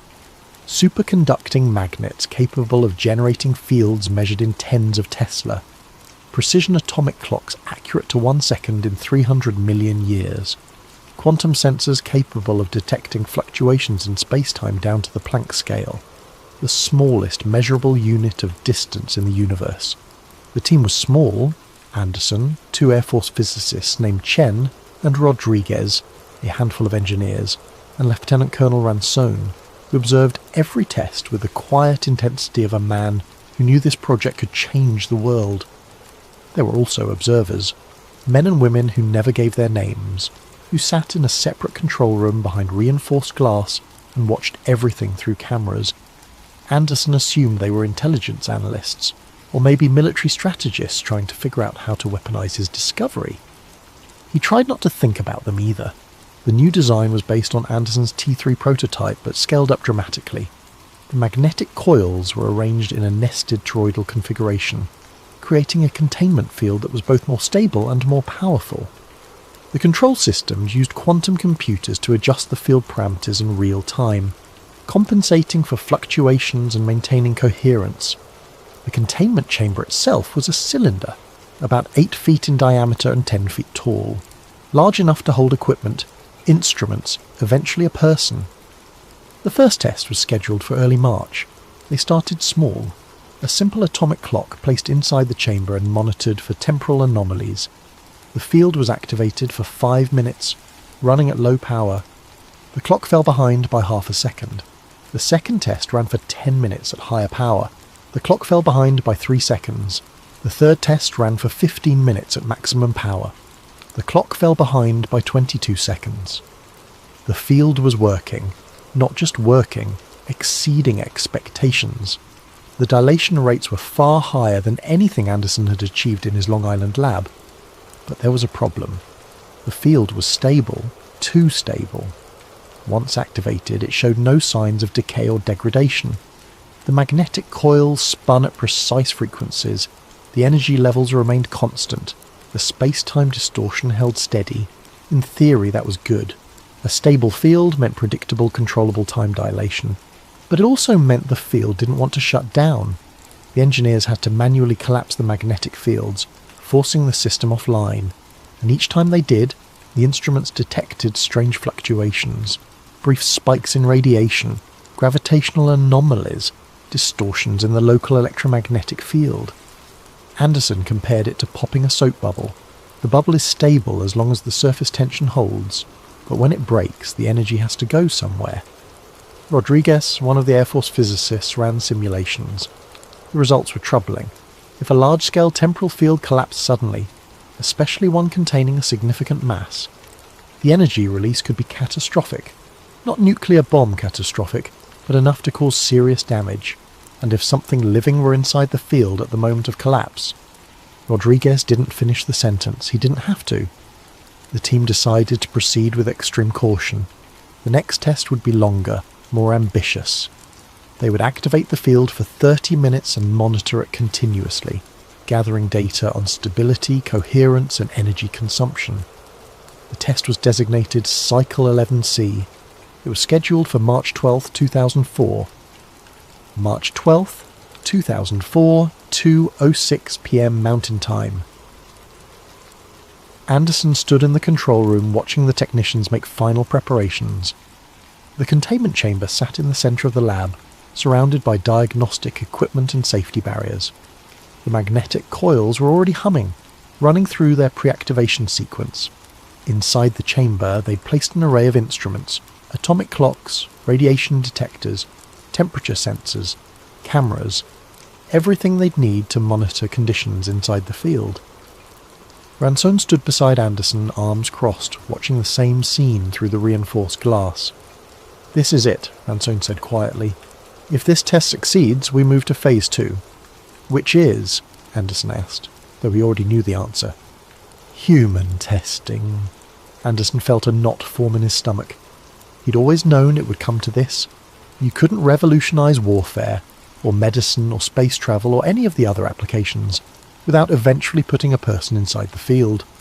But the idea still made him uneasy. "We'll need to run more tests first," Anderson said. "Animals, at least. Mice, then something larger. We need to understand the biological effects." "We understand enough," Ransone interrupted. "The field doesn't affect matter directly. It affects time, and biology operates on the same time as everything else. If the field is safe for a clock, it's safe for a person," Anderson wanted to argue. But the logic was sound, even if the conclusion made him uncomfortable. At 2 p.m, the final checks were complete. Rodriguez gave the signal. The technicians cleared the lab, retreating behind safety barriers. At 2:06 p.m. and 27 seconds, Anderson pressed the activation button. The magnetic coils spun up to full power. The air inside the chamber shimmered, distorting like heat waves rising off the asphalt. The instruments registered the familiar signatures of temporal distortion, gravitational anomalies, electromagnetic fluctuations, a subtle warping of space itself. The atomic clocks inside the chamber began to fall behind. For the first 5 minutes, everything proceeded normally. The field held steady. The instruments transmitted data continuously. The dilation rate stabilized at approximately 4.2%, meaning time inside the field was passing about 4.2% slower than outside. At 2:15 p.m, something changed. The dilation rate increased. Not by much, just a few tenths of a percent, but it was unexpected. The field was supposed to be stable. Anderson checked the control systems. Everything was normal. The magnetic coils were operating within parameters. The energy levels were steady, but the dilation rate kept climbing. 4.5%, 4.8%, 5.1%. What's happening? Ransone asked. I don't know, Anderson admitted. The field's stabilizing at a higher dilation rate than we calculated. Is that a problem? Anderson didn't answer immediately. He was running calculations in his head, comparing the observed data to the theoretical predictions. It shouldn't be, he said finally. The field's still coherent. It's just stronger than expected. By 2:30 p.m, the dilation rate had stabilized at 6.7%. The atomic clocks inside the chamber were now falling behind by about 4 seconds every minute, which meant that for every hour that passed outside the chamber, only about 56 minutes passed inside. The test was supposed to run for 30 minutes of external time. Inside the chamber, that would be about 28 minutes. But Anderson made a decision. He decided to enter the chamber himself. It wasn't planned. Ransone objected immediately. The engineers protested, but Anderson was adamant. We need to know what it's like inside, he said. I'll go in for 10 minutes. That's less than 9.5 minutes for me. I'll observe, take notes, and come right back out. This is insane, Rodriguez said. We haven't tested this on anything living. I'll be fine, Anderson insisted. The field doesn't cause physical harm. It just slows time. I won't even feel it. Ransone considered for a long moment. Then he nodded. 10 minutes, he said. External time. We shut down the field at 2:47 p.m. exactly, whether you're ready or not. Anderson agreed. He entered the containment chamber at 2:37 p.m. From Anderson's perspective, entering the chamber was unremarkable. The air felt normal, the temperature was comfortable, the lighting was slightly dim, but that was just the design of the chamber. He could hear the hum of the magnetic coils, a deep thrumming sound that resonated in his chest, but it wasn't unpleasant. He checked his watch. 2:37 p.m. The plan was simple. Stay inside for 10 minutes, observe conditions, document everything, then exit and report his findings. Anderson walked around the interior of the chamber examining the instruments. The atomic clocks were running normally. From his perspective, he knew they were falling behind the external clocks, but he couldn't perceive the difference. Time felt normal. He spoke into a digital voice recorder documenting his observations. 2:38 p.m, internal conditions nominal. No discomfort, no unusual sensations. Temperature approximately 68 degrees Fahrenheit. Lighting adequate. Acoustic environment normal apart from the magnetic coil hum. He checked the instruments. Radiation levels normal. Electromagnetic field strength within expected parameters. 2:40 p.m. All systems appear stable. No adverse effects observed. Subjective experience of time appears normal, which is consistent with relativity theory. From my reference frame, time is passing at the normal rate. The dilation is only apparent from an external frame. He continued his observations, checking instruments, taking measurements, speaking into the recorder. 2:43 p.m. Midpoint of observation period. Continuing to feel normal. No dizziness, nausea, or disorientation. Cognitive function appears unaffected. He glanced at his watch again. 2:44 p.m. 6 minutes had passed for him. Outside, it would be closer to 6.5 minutes, maybe 7 given the increased dilation rate. He had about 4 more minutes to go. Anderson decided to conduct a simple cognitive test. He recited the first 50 digits of pi from memory, then performed several mental arithmetic calculations. Everything seemed normal. His mind was sharp, his thoughts clear. 2:46 p.m. cognitive function test complete. No deficits detected, preparing to exit. He stopped mid-sentence. Something was wrong. Not with him, with the field. He could feel it now. A subtle change in the air pressure, a slight increase in the magnetic field intensity. The hum of the coils was getting louder, deeper. Anderson looked at the instruments. The electromagnetic field strength was increasing, not dramatically, but measurably. Outside, he knew the technicians would be seeing the same data. They'd be debating whether to shut down the field early. He checked his watch. 2:47 p.m, time to exit. He walked to the chamber door and reached for the handle. It didn't move. Anderson tried again, pulling harder. The door was sealed tight. He spoke into the recorder, trying to keep his voice calm. 2:47 p.m. Door appears to be sealed. Possibly a safety interlock. We'll wait for technicians to open from outside. He waited. 1 minute passed, then 2. His watch read 2:49 p.m. For him, 12 minutes had elapsed since he'd entered the chamber. But outside, if his calculations were correct, it would be close to 2:50 p.m, 13 minutes of external time. They should have opened the door by now. Anderson felt the first flicker of concern. Outside the chamber, panic was setting in. At 2:47 p.m, as planned, the technicians began the shutdown sequence. They reduced power to the magnetic coils, initiating the controlled collapse of the temporal field. But the field didn't collapse. The dilation rate decreased slightly, dropping from 6.7% to about 6.5%. But the field remained stable, coherent, active. "It's not shutting down," Rodriguez said, his voice tight with stress. Ransone leaned over the control console. "Why not?" "I don't know. The magnetic field should be decaying, but they're holding steady. It's like the field has achieved some kind of equilibrium state. It's self-sustaining." Anderson, inside the chamber, was still visible on the video monitors. He was standing by the door, clearly trying to exit. Ransone made a decision. Open the door manually, emergency override. The technicians tried. The door was magnetically sealed, designed to maintain the integrity of the containment environment. The override should have released it, but it didn't work. "The magnetic field is interfering with the locking mechanism," one engineer reported. "We can't open it while the field is active." "Then collapse the field," Ransone ordered. "We're trying, sir." It's not responding. Inside the chamber, Anderson had figured out what was happening. The field had stabilized at a higher energy state than expected, and now it was trapped in that state. Shutting it down would require more than just reducing power to the coils. It would require a complete reconfiguration of the system, possibly even a forced magnetic collapse. But that would be dangerous. A sudden collapse could create a temporal shear, a violent reintegration of the time differential. Inside the chamber, where time was passing 6.5% slower, Anderson would experience the collapse as a sudden acceleration.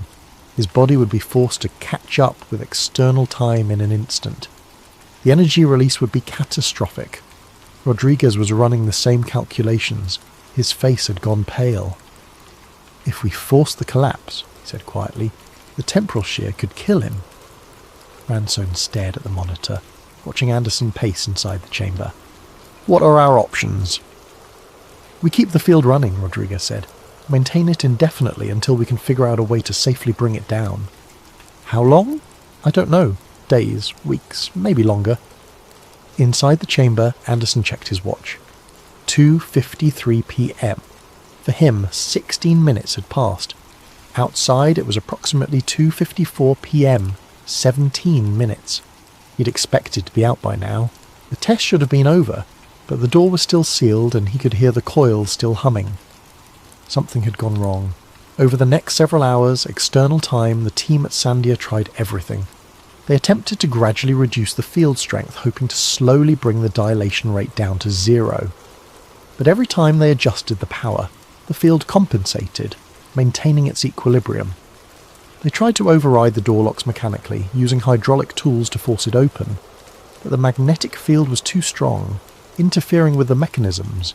They even considered cutting through the chamber walls with plasma torches, but the chamber was designed to contain radiation and electromagnetic fields. The walls were reinforced with layers of new metal and lead. Cutting through them would take days, and all the while Anderson was inside, unaware of the crisis unfolding around him. From his perspective, only about 90 minutes had passed. He'd tried the door periodically, spoken into his recorder, documented his situation. He was concerned but not panicked.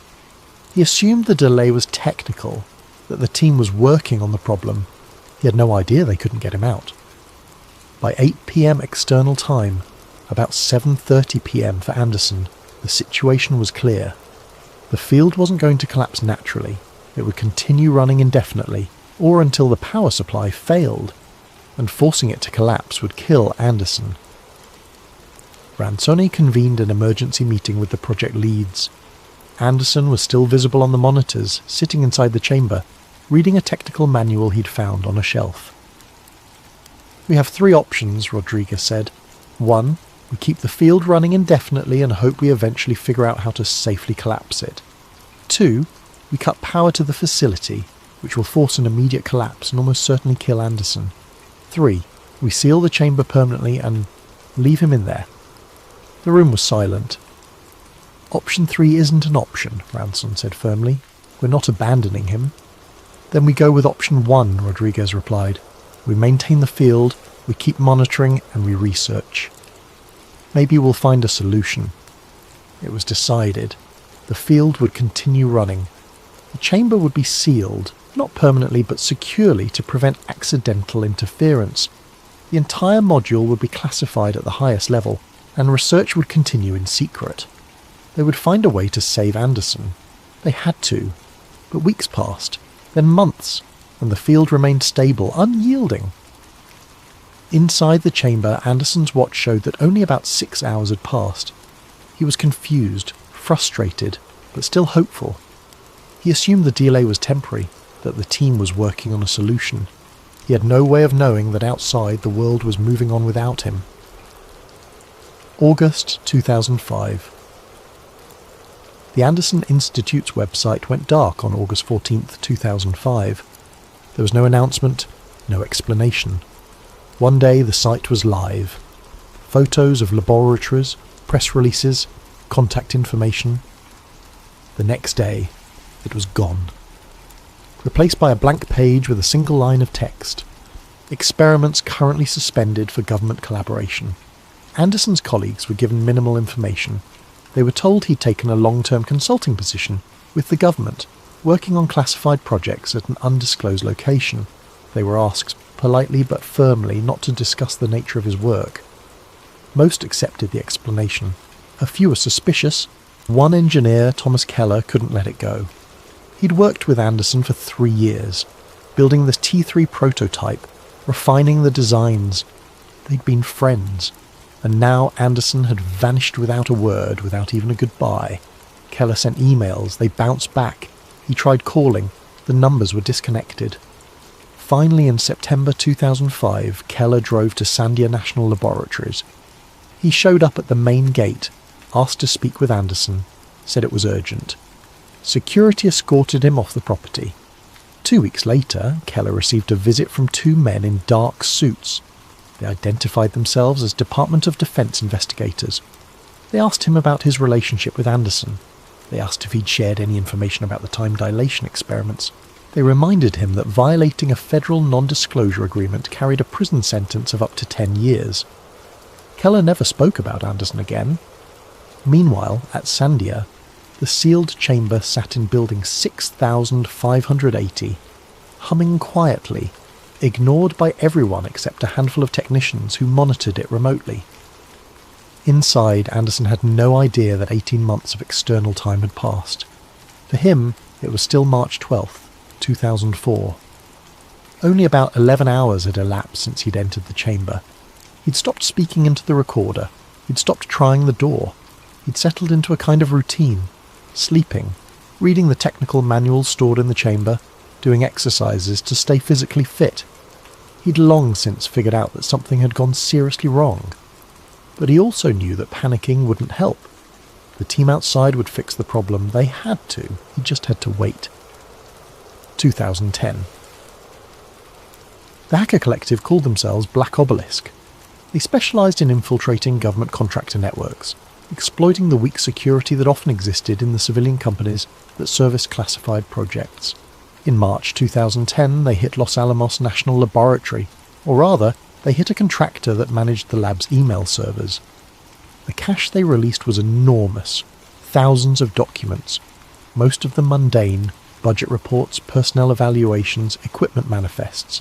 But buried in the archive was a PDF titled Temporal Field Integrity Log, Test Cycle 11C. The document detailed the March 2004 test at Sandia. It listed Anderson as the test subject, and it included a chilling line in the final entry. Subject remains in containment, field stable, extraction impossible without catastrophic temporal shear, recommend indefinite maintenance protocol. The internet exploded with speculation, forums filled with theories, but within 48 hours every copy of the document vanished. Websites were scrubbed, servers were seized. Black Obelisk went silent. The story faded into conspiracy theory territory, dismissed as an elaborate hoax. But a few copies survived, hidden in encrypted drives and dark web archives, and some people believed. 2022, Brooklyn, New York. Elena Warren was researching Cold War DARPA projects for a podcast when she stumbled across a reference to the Quantum Waveform Defense Initiative in a declassified memo. She filed FOIA requests. She tracked down Anderson's old patents. She found the Black Obelisk leak archived on an obscure server. Most importantly, she found a pattern. Equipment transfers from Sandia to Wright-Patterson Air Force Base in 2006. A sealed module labelled Kronos, do not open. She traced the module's current location. It was still there, in a sub-basement facility at Wright-Patterson, consuming electricity 24 hours a day. Still running. March 2023. Elena found Gary Holcomb, a retired Air Force technician who'd maintained the electrical systems at Sandia during the Kronos project. He was dying of cancer and he decided to talk. The field never shut down, Holcomb told her over coffee at a small Arizona diner. They couldn't collapse it without killing him, so they just kept it running, built a containment structure around it, moved the whole thing to Wright-Patterson. Is he still alive? Elena asked. Depends on how you define alive, Holcomb said. For us it's been 20 years. For him it's been maybe a day and a half at most. Can they ever bring him out? Holcomb shook his head slowly. The math doesn't work. The temporal differential is too large now. If they collapse the field, his body will try to sync with external time instantly. The energy release would be... He trailed off. They ran simulations. Every scenario ends the same way. Elena recorded everything. 2 hours of testimony. She titled the file chronology_Anderson final.wave. 2 weeks later, Holcomb died. Natural causes, the death certificate said. But when Elena checked her recording, something impossible had happened. The file's metadata showed a creation date of March 12th, 2004, 14:06:27. The same moment Anderson had entered the chamber. No outlet would publish her story. Legal departments cited national security concerns. Editors called it too risky. The investigation died, but Eleanor kept the files. October 2024. Late one night, the Anderson Institute's website came back online. The page was simple, black background, white text. Temporal field integrity 100%. Containment status, holdings March 12th, 2004, 14:06:27. Active. The timestamp didn't move. It stayed frozen at that exact moment. Someone examined the page's source code and found a hidden comment. For David Lewis Anderson, only 27 hours had passed since he entered the chamber. He was still inside, still alive, still waiting for someone to open the door and tell him the test was over. Outside, 21 years had gone by. The website stayed live for 3 days, then vanished. But screenshots circulated.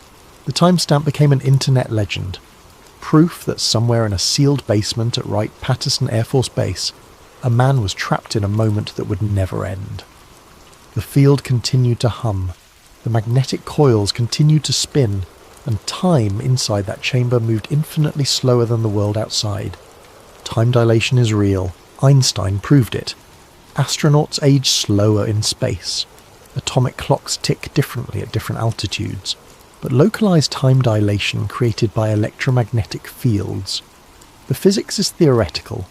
Possible perhaps, but unproven. Unless it has been proven, and the results are locked away behind classification orders that will never expire.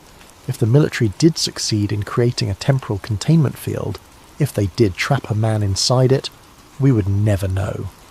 The technology would be buried under the same legal protections as nuclear weapons. The researchers would be silenced, the evidence would disappear. And if someone were trapped inside, caught in a bubble of slow time that could never be safely collapsed, there would be no rescue, no happy ending. Just a man, waiting in a moment that never ends while the world outside moves on without him. Somewhere in the classified depths of a military facility, a timestamp blinks on a monitor. March 12th, 2004, 14:06:27, active. For David Lewis Anderson, the test is still running. It might run forever.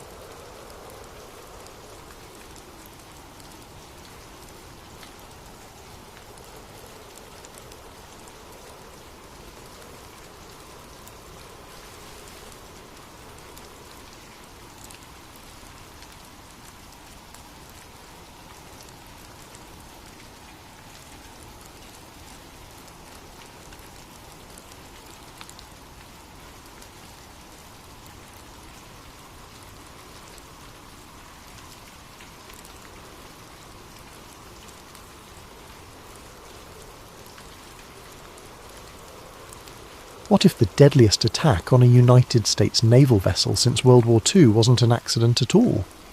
What if 34 Americans died not in confusion, but as collateral damage in a weapons test so secret that the US government spent 50 years burying the truth beneath layers of classified silence? Before we dive into this story, I want to give a massive thank you to Mr. Hill420 and so many others who suggested this topic. Your curiosity drives these investigations, and I'm grateful for it. If you have ideas for future videos, drop them in the comments below. Now let's explore what really happened on June 8th, 1967 in the Eastern Mediterranean, and why the echoes of that day still reverberate through classified channels today. Act 1. The Silence Before the Storm. June 8th, 1967, 1400 local time. Eastern Mediterranean, 25 nautical miles off the Sinai coast. The USS Liberty cut through calm waters under a flawless Mediterranean sky. At 455 feet long and displacing over 10,000 tons, the modified Victory-class cargo ship looked unremarkable, a rusting relic of World War II pressed back into service. But appearances deceived. Bristling with antennas, microwave dishes, and SIGINT collection arrays, Liberty was the NSA's floating ear in the Middle East, listening to a region on the brink of tearing itself apart. The Six-Day War had erupted 4 days earlier. Regional powers clashed across ancient battlefields, while Cold War superpowers watched nervously from the sidelines. The Soviet Mediterranean squadron lurked just over the horizon. American forces maintained a tense neutrality, and through it all, Liberty listened. Below decks, in the cramped research spaces that reeked of coffee, cigarette smoke and hot electronics, 45 cryptologic technicians from the Naval Security Group worked in shifts. They monitored everything: military communications, diplomatic channels, encrypted transmissions from ships and aircraft across the region. Every signal, every transmission, every whispered order flowed through their receivers and into the classified intelligence pipeline feeding Fort Meade, Maryland. Petty Officer First Class Mark Reynolds had been on station for 6 hours straight. At 24 years old, he possessed the kind of focused intensity that made him perfect for signals intelligence work, able to distinguish signal from noise in the chaotic electromagnetic spectrum of a war zone. His station monitored multiple frequencies, including those reserved for American military operations. At 14:13, Reynolds' headphones crackled with a transmission that made him straighten in his chair. The signal came through on a frequency that shouldn't have been active, a restricted channel reserved for classified naval operations. The encryption pattern was sophisticated, military grade, but something felt wrong. Reynolds keyed his recorder and leaned closer. "Shadow 7 to Cyan Control," a voice said in clear English with an American accent. Phase 2 parameters confirmed. Frequency modulation holding at 7.83 Hz. Standing by for sequence initiation. Reynolds felt his pulse quicken. Cyan Control? That designation didn't appear in any briefing material, and that frequency, 7.83 Hz, meant nothing to him in military terms. He scribbled notes frantically. A second voice responded, also American, clipped and efficient. Cyan Control confirms. Maintain visual contact with target vessel until phase termination. Weather conditions optimal. Execute on my mark. Target vessel? Reynolds' hand moved to the intercom switch to alert the communications officer, but he hesitated. Intercepting US military communications wasn't unusual. The NSA gathered signals from American forces routinely for training and verification purposes. But this felt different. That frequency. The deliberate emphasis on visual contact. The designation Cyan. He never got the chance to report it. At 14:14, the radar operator 2 compartments forward shouted into the circuit. Multiple surface contacts bearing 090, range 30 miles and closing. Fast movers. Confirmed aircraft. On the bridge, Commander William McGonigal lowered his binoculars and squinted into the eastern sky. He'd been tracking distant aircraft for the past 20 minutes. Reconnaissance flights, he'd assumed. The Liberty flew an American flag the size of a garage door. The hull number was clearly visible. In these conditions, with visibility exceeding 10 miles and 0 wind, there was no possibility of confusion. At 14:15, 3 unidentified jet fighters dropped from high altitude and screamed toward the Liberty at 500 knots. The first indication of hostile intent came not from weapons but from proximity. The aircraft circled the ship 3 times, low enough that sailors on deck could see them clearly. Some waved, assuming they were friendly forces. A few took photographs. Then the fighters banked hard and lined up for attack runs. What happened next would be disputed for decades, analysed frame by frame, dissected in naval courts and congressional hearings. But for the men aboard Liberty, the truth was simple and absolute. They were being attacked by unidentified forces. The first cannon rounds shredded the forward antennas at 14:16. Radar dishes exploded in sparks. Communications arrays tumbled into the sea.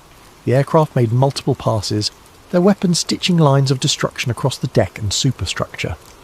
Commander McGonigal stood on the bridge wing, fully exposed, shouting orders as shrapnel tore through steel around him. He wouldn't leave his post, wouldn't abandon the con even as the windows exploded inward and instrument panels sparked and died. Below decks, Reynolds clutched his headphones as the compartment shook. The overhead lights flickered. Then, through the static and interference, he heard it again. That American voice. Calm and analytical. Cyan wave sequence maintaining coherence. Phase 2 progressing nominally. His recorder was still running. At 14:24, the fighters broke off. For 8 minutes, an eerie quiet descended. Damage control teams scrambled topside. The wounded screamed for corpsmen. Fires burned in 3 compartments. Then sonar picked up high-speed screws. 3 unidentified torpedo boats emerged from the coastal haze, their decks crowded with sailors manning deck guns. They opened fire immediately, 40mm and 20mm rounds hammering the Liberty's hull, shredding life rafts, killing sailors who'd made it to the deck. At 14:31, one of the boats fired a torpedo. The torpedo struck the Liberty on the starboard side, below the waterline, directly beneath the signal's intelligence spaces. The explosion ripped through the research compartments like a fist through tissue paper. Bulkheads buckled. Seawater rushed in. 25 men died instantly, crushed or drowned in the flooding. Mark Reynolds survived only because he'd been thrown against a bulkhead by the blast. Unconscious, bleeding, half submerged in rising water, he clutched his recorder as shipmates dragged him through the darkness toward the ladders. The attack continued for another 40 minutes. By the time the attacking forces withdrew at 15:30, Liberty was a floating wreck. 34 men were dead. 171 were wounded. The ship listed heavily to starboard, fires still burning, taking on water. But she didn't sink, and below decks, in the flooded research spaces, a magnetic tape labelled Sine Wave Intercept 6867 floated in the darkness, sealed inside Reynolds's waterproof recorder bag. Act 2. The Inquiry. September the 1967. Naval Court of Inquiry. Malta. The official inquiry convened 3 months after the attack, far from American shores and prying media. Rear Admiral Isaac Kidd Jr. presided, a stern-faced officer with 30 years of service and a reputation for thorough investigation. The court's mandate was clear: determine what happened, who was responsible, and whether Liberty's crew bore any fault for their own casualties. From the beginning, something felt wrong. Witnesses testified to crystal clear weather, a clearly marked American flag, the ship's hull number visible for miles. They described the methodical nature of the assault, not frenzied combat, but deliberate targeting of antennas and communications equipment. Some testified to seeing torpedo boats machine-gunning life rafts. The official explanation came swiftly: a case of mistaken identity during a chaotic regional conflict. Foreign forces had confused Liberty for an enemy vessel. Tragic but understandable in the fog of war, sincere apologies, compensation offered. The American government accepted this explanation within hours of the attack, but the evidence suggested otherwise. On the third day of testimony, Mark Reynolds took the stand. His face was still mottled with burn scars, his left hand bandaged. He walked with a pronounced limp. The court recorder noted that he seemed nervous, kept glancing at the door. Admiral Kidd asked him to describe his duties on June 8th. Reynolds began with routine details: his station, his assignment, the frequencies he monitored. Then he paused. "Sir, I need to submit evidence," Reynolds said quietly. "What sort of evidence, Petty Officer?" "An audio recording. I made it during the attack. It contains transmissions I intercepted on a secure frequency. American voices coordinating the attack sequence." The courtroom went silent. Kidd leaned forward. "You recorded American personnel coordinating an attack on an American vessel." "I don't know what I recorded, sir. But the voices were American. They used a designation I'd never heard before: Sine Wave. They spoke about phase sequences, frequency modulation, maintaining visual contact with the target vessel." Reynolds produced a reel-to-reel tape from a canvas bag, labelled in his own handwriting: Sine Wave Intercept 6867. A Navy lawyer immediately objected. The tape hadn't been submitted through proper evidence channels. Its chain of custody was questionable. Reynolds himself admitted he'd kept it hidden for 3 months, afraid of what might happen if he turned it over. Admiral Kidd examined the tape without playing it. "This will be entered into evidence and reviewed by appropriate authorities. Petty Officer Reynolds, you are to discuss this with no one outside this court. Is that clear?" "Yes, sir." The tape was logged as Evidence Item 47B, placed in a sealed envelope and transferred to a secure evidence locker. It vanished. No official record of the tape exists in the declassified inquiry documents. Reynolds's testimony about it was redacted from the public version of the proceedings. When he tried to follow up weeks later, he was told the tape had been misplaced during transfer to NSA custody for technical analysis. 3 months later, Reynolds received orders to a submarine tender in the Pacific. His security clearance was administratively reduced. His service record noted: not recommended for cryptologic assignments. He never spoke publicly about Liberty or Sine Wave again. Fort Meade, Maryland, November 1967. NASA headquarters. Linda Baker had worked for the National Security Agency for 11 years, analysing signals intelligence from every corner of the globe. At 36, she was one of the senior analysts in the Naval SIGINT Division, trusted with the most sensitive intercepts. In November 1967, she was tasked with reviewing backup recordings from the Liberty attack, part of the NSA's internal assessment of what went wrong with their intelligence collection that day. The work was tedious. Hours of radio chatter, static, routine military communications. But Baker had a gift for pattern recognition, for seeing anomalies others missed. On her fourth day reviewing the backups, she noticed something odd. At several points during the attack, 1414, 1422, 1429 and 1441, her spectrum analysis showed unusual electromagnetic activity. Brief bursts of extremely low-frequency interference, lasting only seconds but powerful enough to partially distort other signals. She ran the frequencies through analysis software, 7.83 Hz, repeating. Baker frowned. That frequency was known as the Schumann resonance, the natural electromagnetic frequency of the Earth's ionosphere, created by lightning discharges globally. It had nothing to do with military communications. Radio equipment didn't operate at that frequency. It was too low, too weak, essentially background noise of the planet itself. So why did it appear in military signal intercepts at the exact moments of Liberty's attack phases? She wrote a technical memo and submitted it through channels. The response came back 3 days later. Technical artifact. Atmospheric interference. No intelligence value. But Baker wasn't satisfied. She cross-referenced the timing against the attack timeline reconstructed from survivor testimony. The frequency spikes occurred precisely when aircraft began their runs, when the torpedo boats opened fire, when the torpedo was launched. Not random atmospheric interference, coordinated. She tried to dig deeper, requesting access to Liberty's raw intercept logs, the unprocessed recordings captured by the ship's equipment. Her request was denied. Those materials were classified at a level above your current access. Linda Baker had top-secret clearance. What could be above that? She tried a different approach. Using her access to the NSA's internal file system, she searched for any mention of cyan wave. One result appeared, a project file from 1965, heavily redacted, sponsored jointly by DARPA and the Office of Naval Intelligence. The project number was CW-12/7. The file contained only 3 pages. Most of it was blacked out, but one paragraph remained visible. Project Cyan Wave explores applications of extremely low-frequency electromagnetic modulation for tactical radar signature manipulation. Testing requires controlled combat environment with multiple sensor platforms. Operational security classification, Cosmic Top Secret. Cosmic Top Secret was a NATO designation, higher than anything in the standard US classification system.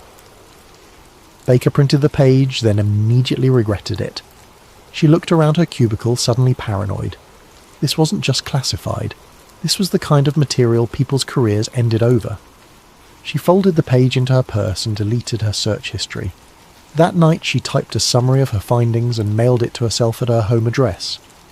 If something happened to her at work, if these files disappeared, or she was suddenly reassigned, at least she'd have proof she'd seen them. 2 weeks later, her supervisor called her into a meeting. NSA Security was conducting a routine review of database access logs. Nothing to worry about, just standard procedure. They asked her about her search for cyan wave. Baker kept her face neutral. I came across the term in a Liberty Intercept backup and wanted to understand the context. And did you? No, the file was mostly redacted. The security officer smiled. Good. That means the classification system is working. In the future, if you encounter project names you don't recognize, please submit an information request through proper channels rather than searching directly. Understood. Understood. She wasn't reassigned, her clearance wasn't revoked, but the message was clear: some doors stay closed. Linda Baker returned to her routine work, analysing intercepts from Vietnam and the Soviet Union. She never searched for cyan wave again, but she kept that printed page hidden in a safety deposit box.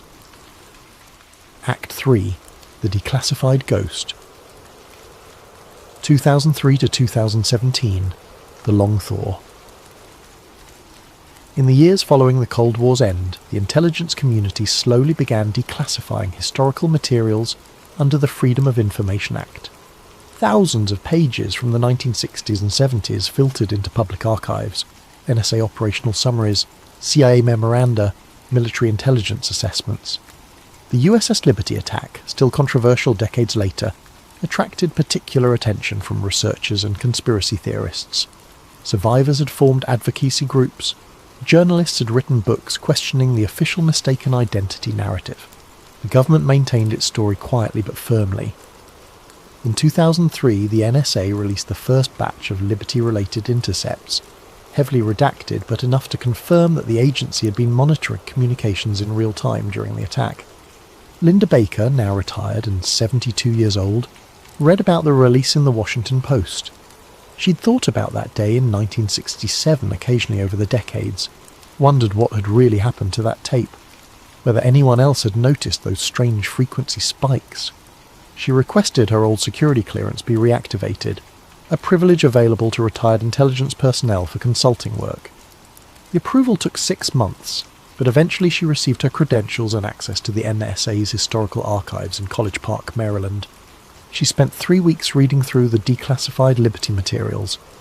Most of it she'd seen before: the attack timeline, intercept summaries, damage reports. But then she noticed something. In the official NSA summary from June 1967, the page numbers jumped. Page 13 was followed by page 15. Page 14 was missing. Baker checked the original classification log. Page 14 had been titled Classified Naval Operations, Coordination with Advanced Research Projects. That page remained classified. She submitted a FOIA request for page 14 specifically. The response took 2 years. Denied. Material still classified in the interest of national security. But Baker had spent 11 years at NSA. She knew how to read around redactions, how to find information in metadata and file structures. She started pulling every document from 1967 that referenced classified naval operations in the Mediterranean. Most were routine: submarine deployments, carrier group movements, Soviet naval tracking operations. Then she found it. A budget document from early 1967, listing project expenditures for the Office of Naval Research. Buried in a table of appropriations, CW 12/7, Field Test Coordination, $8.7 million. The date range, May 15th, 1967 to June 30th, 1967, exactly covering the period of the Six-Day War. Baker's hands trembled as she photographed the page with her phone. After 50 years, proof that sine wave wasn't a phantom, wasn't something she'd imagined. She kept digging. Over the next 2 years she found fragments. A 1968 memo from DARPA referencing successful field demonstration of phase cancellation radar spoofing technology in operational environment. A 1970 patent application, US Patent 5,159,703, for electromagnetic signature modulation device, listing 3 inventors from Raytheon Advanced Systems and the Naval Research Laboratory.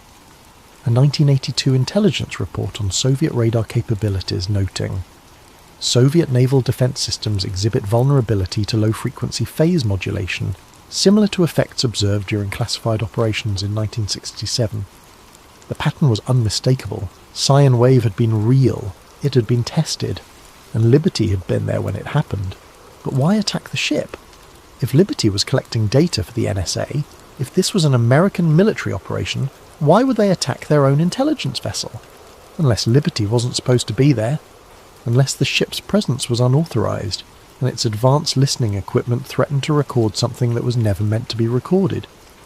Unless Liberty itself was the target, not by foreign forces, but by elements within the US military, conducting a weapons test that required complete secrecy. 2017. The breakthrough. In March 2017, the NSA released another batch of Liberty documents, the most extensive yet, over 3,000 pages. Researchers around the world began combing through them. Linda Baker, now 86 and fighting lung cancer, received a call from James Wilson, a historian at the Naval War College who'd been studying Liberty for 2 decades. "Linda, I found something," Wilson said, "in the intercept logs. There's a reference to your name." "What kind of reference?" "A memo from December 1967. Subject: Analyst concerns regarding low-frequency interference in Liberty intercepts." It says you submitted a technical report about unusual electromagnetic readings during the attack. Did you? Yes. They told me it was atmospheric interference. The memo says your analysis was forwarded to something called the Advanced Concepts Group for evaluation. That group reported directly to the NSA director. Whatever you found, Linda, it went to the very top. Baker felt a chill. What else does it say? That your findings were consistent with expected technical signatures of active countermeasure systems. Linda, they knew. They knew what you'd found, and they buried it. Can you send me that memo? Already did. Check your email. Baker opened her laptop with shaking hands. The memo appeared on screen, typed on NSA letterhead, signed by an assistant director whose name had been redacted. One sentence leaped out at her. Analyst Baker's detection of 7.83 Hz modulation during combat operations confirmed successful field implementation of Project CW12/7 parameters. Successful field implementation? They'd tested their radar spoofing technology using Liberty as an unwitting target, used it to make the ship appear and disappear on radar screens, creating confusion, creating plausible deniability for an attack that would destroy the evidence of the test itself. 34 Americans had died to protect a secret weapons program. But who had conducted the actual attack? Foreign forces used as unwitting proxies, unmarked US aircraft and vessels, mercenaries hired through intelligence cutouts. The memo didn't say. Perhaps that was the final layer of the secret, ensuring that even if the truth about Scion Wave emerged, no one could definitively prove who had pulled the triggers. Baker stared at the screen for a long time. Then she picked up the phone and called someone she thought she'd never contact again. Act 4. The recording. 2025, 8 years later. Washington, D.C. Evan Carter was 34 years old and tired of writing about budget hearings and committee appointments for the Washington political blog that employed him. He'd gone into journalism to expose corruption, to hold power accountable. Instead, he spent his days rewriting press releases and attending briefings where nobody said anything real. Then a package arrived at his office with no return address, postmarked from Newport News, Virginia, home to the largest naval shipyard on the East Coast. Inside was a reel-to-reel tape in a waterproof bag, labelled in faded ink, Scion Wave Intercept 6867. Also inside, a typed note on yellowed paper. Mr. Carter, you don't know me, but I know your work. This recording was made aboard USS Liberty during the attack on June 8th, 1967. I was told to destroy it. I couldn't. Before I die, someone should hear what really happened that day. Listen carefully. Look for Scion Wave. They're still using it. MR. Carter's first instinct was to throw it away.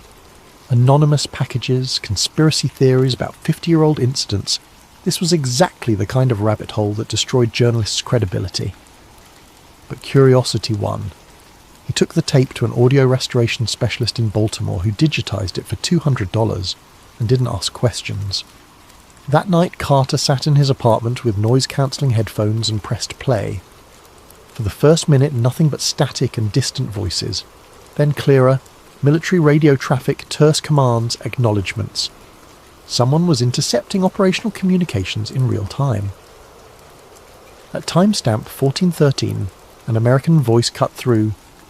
Shadow 7 to Cyan Control. Phase 2 parameters confirmed.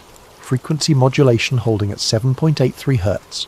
Standing by for sequence initiation. Carter stopped the playback, rewound it, listened again. American voice. American military radio protocol. Speaking about a phase sequence moments before the attack began. He kept listening. At 1416 the sound changed. Loud cracks, metallic impacts, screaming. The attack had begun. Through the chaos, another American voice, older, strained. Cyan Control, this is Liberty Actual. We are under fire. We are a United States vessel. Cease fire. Cease fire. That voice was familiar. Carter paused the recording and pulled up archival footage of Liberty survivors on YouTube. Commander William McGonigal, the ship's captain, giving testimony before Congress in 1982, the same voice. But according to all historical accounts, McGonigal had been on the bridge, fully exposed, with no radio equipment. He'd communicated through the bridge circuit, which had been destroyed in the first minutes of the attack, so how was he on this recording, speaking on a secure frequency that shouldn't have existed? Carter listened to the entire 75 minutes. The attack unfolded in real time. The aircraft, the torpedo boats, the screams, the chaos. And beneath it all, periodically cutting through, those calm American voices. Maintain visual lock, phase progression nominal, data collection continuing. At timestamp 1528, just before the attacking forces withdrew, one final transmission. Assign control to all stations. Phase termination in 60 seconds. Secure all data collection equipment. Shadow 7, confirm recording status. Recording complete, 73 minutes of continuous sensor data. Phase cancellation maintained throughout engagement. Excellent. Return to station. Operation Cyan Wave is concluded. Then silence. Carter sat in the darkness of his apartment, heart pounding. He just listened to evidence of a classified US military operation targeting one of its own ships. Not mistaken identity, not accidental friendly fire, a test. He needed verification. He needed someone who'd understand the technical implications, someone with intelligence community experience. He thought about that note's warning. They're still using it. Using what? Radar spoofing technology? This Cyan Wave system? Carter spent the next week researching. He found Linda Baker's name in declassified NSA documents about Liberty, one of the analysts who'd reviewed the intercepts. She'd be in her 90s now if she was still alive. A record search found her in Arlington, Virginia, age 94, still alive. He called her number. She answered on the fourth ring. Mrs. Baker, my name is Evan Carter. I'm a journalist in Washington. I have a recording I think you need to hear. What kind of recording? It's labelled Cyan Wave Intercept, from June 8th, 1967. The line went silent for so long Carter thought she'd hung up. Come to my house tomorrow, Baker said finally. Come alone, bring the recording. Arlington, Virginia, the next day. Linda Baker's home was a small ranch house in a quiet neighbourhood, the yard immaculately maintained, American flag on the porch. Carter knocked, and she answered immediately, a tiny woman with sharp eyes and hands gnarled by arthritis. Mr. Carter, come in. Her living room was neat, military precise, walls covered with framed photographs. A younger Baker in the 1960s professional attire, posed with colleagues outside Fort Meade. Citations for distinguished service. A shadow box with medals. Carter set up his laptop and played the recording. Baker listened with her eyes closed, hands folded in her lap.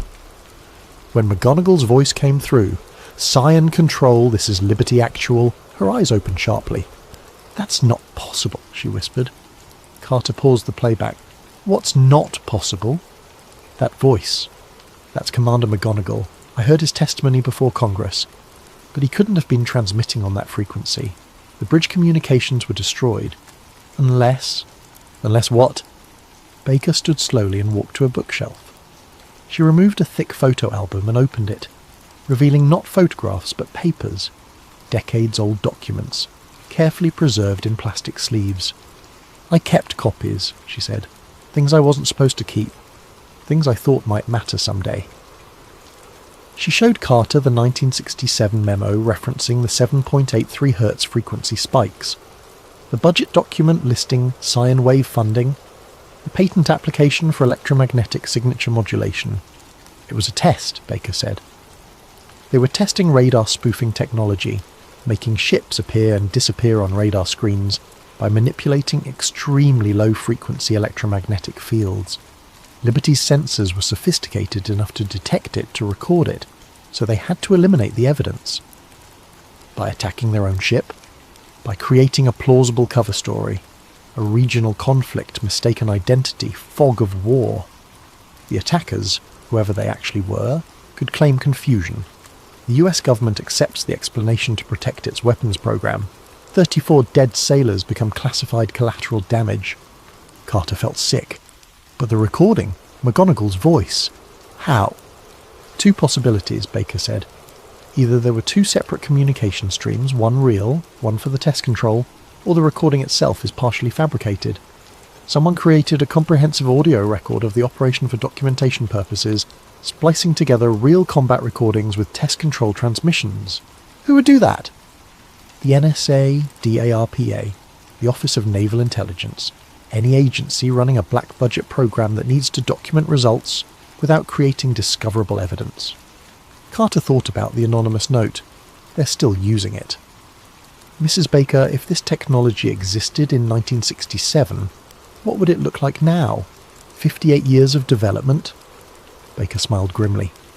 Stealth technology, active radar cancellation, electronic warfare systems that can make fighter jets invisible, ships disappear, missiles appear where they aren't. Every major military on Earth now uses descendants of what they tested that day. Can you prove any of this? Not in a way that would hold up in court, not in a way that would force declassification. The people who ordered it are dead. The paper trail is fragments and redactions. All we have are patterns and implications. Carter gestured at his laptop. We have this recording. Do we? Where did it come from? Who sent it? Could be authentic. Could be disinformation designed to surface and be debunked, discrediting everyone who takes it seriously. That's how intelligence agencies protect secrets, not by hiding them, but by surrounding them with so much noise that the truth becomes indistinguishable from paranoia. They sat in silence. What do I do with this? Carter asked finally. What every journalist does. You tell the story. You let people decide what they believe. But understand, if you publish this, you'll be attacked, called a conspiracy theorist. Your credibility will be questioned. Sources will dry up. And if the recording is real, if there really are people still using this technology, they won't be happy that you've exposed it. Carter looked at the old woman across from him, someone who'd kept these secrets for nearly 60 years, waiting for the right moment. Why didn't you go public, back in 1967 or any time since? Because I wasn't brave enough, Baker said simply, and because I wasn't sure it would matter. The world had moved on. The technology proliferated. What would exposing it accomplish except my own destruction? Then why help me now? Because I'm 94 years old and dying. Because 34 sailors deserve better than being written off as collateral damage in a mistaken identity incident. And because someone sent you that recording for a reason, maybe it's time for the truth. Act 5. The Modern Implication. 3 months later. Evan Carter published his story in The Atlantic. Operation Cyan Wave. New evidence suggests USS Liberty attack was classified US weapons test. The response was immediate and polarised. Survivors of the Liberty attack and their families praised the article. Military historians debated its implications. Intelligence community veterans appeared on news programmes to denounce it as baseless speculation. The Pentagon declined to comment. Carter received death threats. He also received calls from 3 former NSA analysts who claimed they'd seen similar frequency anomalies in other classified operations from the Cold War era. None would go on record. 2 weeks after publication, Carter received a formal letter from the Office of the Director of National Intelligence requesting he turn over the original recording for authentication analysis. He declined through his lawyer, citing source protection. The story faded from the news cycle after a month. Some things are too old, too buried, too protected by institutional inertia to ever fully surface. But Carter kept digging. He found the patent Linda Baker had mentioned, US Patent 5159703. Method and apparatus for electromagnetic signature modulation. Filed in 1970, granted in 1992. The inventors, Richard Kellerman, Raytheon Advanced Systems, David Morse, DARPA Research Division, and Thomas Chen, Naval Research Laboratory. The patent described using extremely low-frequency electromagnetic pulses to create phase cancellation of radar return signals, making objects invisible to radar detection. Commercial application: stealth technology for military aircraft and naval vessels. The patent cited prior research from 1965 to 1967, but didn't name the project. Carter found academic papers from the 1980s and 90s discussing the Schumann resonance, that's 7.83 Hz frequency, and its potential military applications. Theoretical work on using Earth's natural electromagnetic field as a carrier signal for undetectable communications or radar manipulation. he found a 2003 Defence Advanced Research Project's agency request for proposals. Iron Field Stabilization, Active Phase Defence Systems for Next Generation Electronic Warfare. The technology had never stopped developing. Whatever they tested on Liberty in 1967 had evolved into the cutting edge of modern military technology. The secret had been protected not just to avoid accountability for an attack, but to preserve a strategic advantage that was still relevant today. Arlington National Cemetery, November 2025. On a cold afternoon, 58 years after the attack, the US Navy unveiled a memorial plaque for the USS Liberty at Arlington National Cemetery. A small ceremony, attended by aging survivors, family members, and a handful of Navy officials. Linda Baker attended in a wheelchair, oxygen tank at her side. She watched as a Marine Honor Guard presented the colours, and a Navy chaplain offered prayers for the dead. When the ceremony ended, a man in civilian clothes approached her. Late 50s, grey suit, no identifying credentials. "Mrs. Baker? I'm with the Office of Naval Intelligence, thank you for attending." "Did you know them? The men who died?" "No, ma'am. Before my time, but I wanted to thank you personally." "For what?" "For your service. For your discretion over the years. For helping close an old file." Baker looked at him sharply. "I didn't close anything. The journalist's story is still out there." The man smiled. "Stories fade. Conspiracy theories multiply and discredit themselves. What matters is that the institutional memory remains consistent. Tragic accident. Mistaken identity. Fog of war. Some things are better left under the waterline where they belong." He handed her a business card, blank except for a phone number. "If you ever need anything, Mrs. Baker, the Navy takes care of its own." He walked away before she could respond. That night, Baker sat in her living room, too tired to sleep. She thought about Mark Reynolds, whoever he was now, whatever had happened to him. She thought about the men who died on Liberty. She thought about all the secrets she'd kept and all the years that had passed. Her computer chimed. Incoming email. The sender address was a random string of characters, no subject line. She opened it. The message contained only 2 lines of text and an audio file attachment. Echo phase reactivated. Frequency 7.83 Hz detected. Eastern Med Array. Baker's hand trembled as she clicked the attachment. A waveform appeared on her screen. Audio data, time-stamped from the earlier that day. She plugged in her headphones and pressed play. At first, nothing. White noise. The hiss of distant ocean monitoring equipment. Then, gradually emerging from the background, a low rhythmic pulse. Steady. Measured. Precisely 7.83 Hz. The same frequency she detected 58 years ago. The pulse continued for 30 seconds, growing slightly louder, more distinct, and beneath it so faint she had to turn the volume to maximum.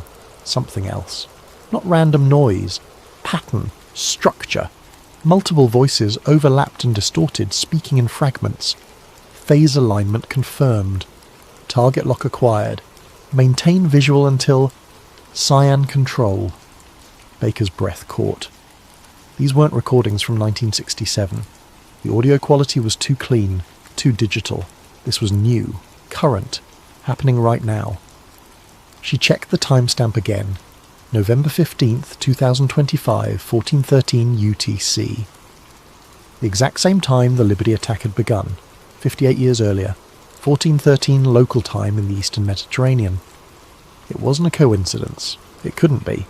Someone was running the system again, in the same location, at the same time, either as a test, a demonstration, or an actual operation.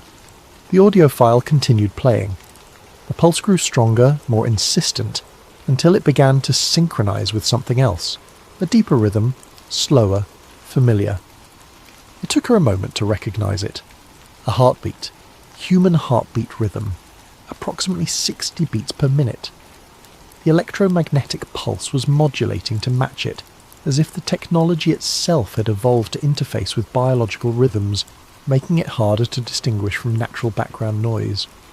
The sound built, layering upon itself, electromagnetic pulse, human heartbeat, those fragmented voices, all blending into a single resonant frequency that made Baker's chest feel tight, her own heart seeming to synchronize with the rhythm coming through her headphones. At exactly 60 seconds, the audio cut out. Silence. Baker sat frozen, headphones still on, staring at her computer screen. The email had already disappeared from her inbox.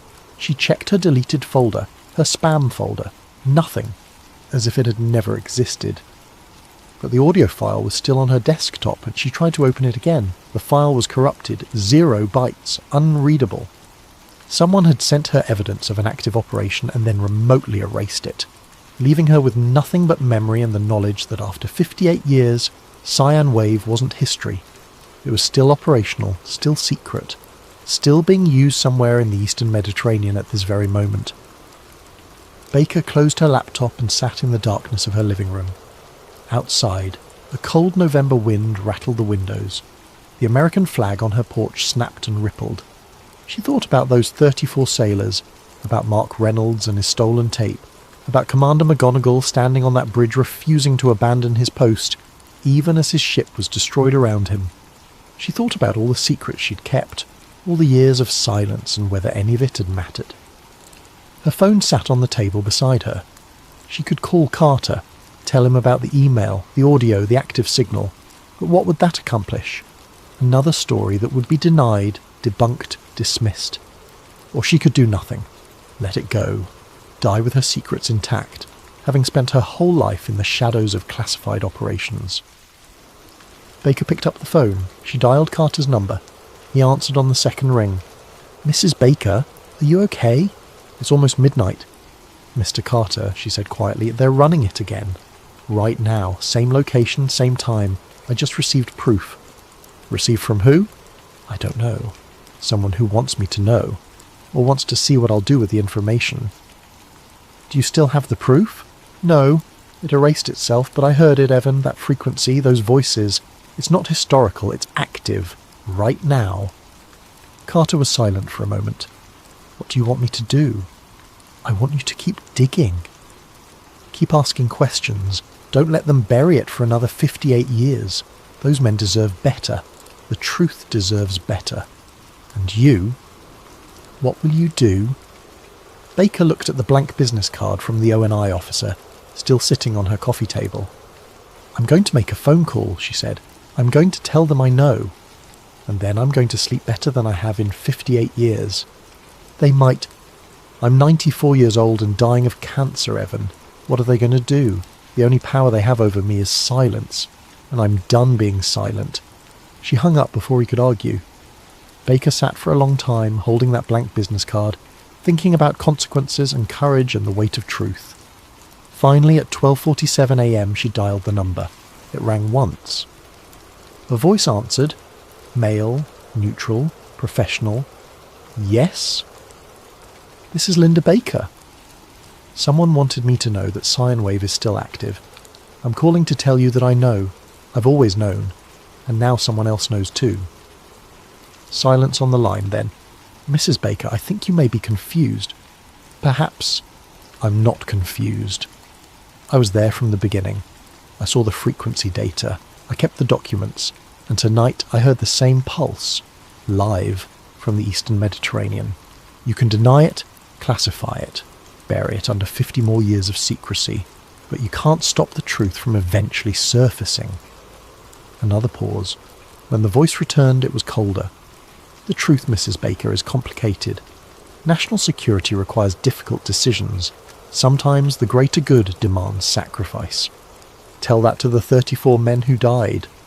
Their sacrifice advanced American defensive capabilities that have protected thousands of lives since. Would you undo that?"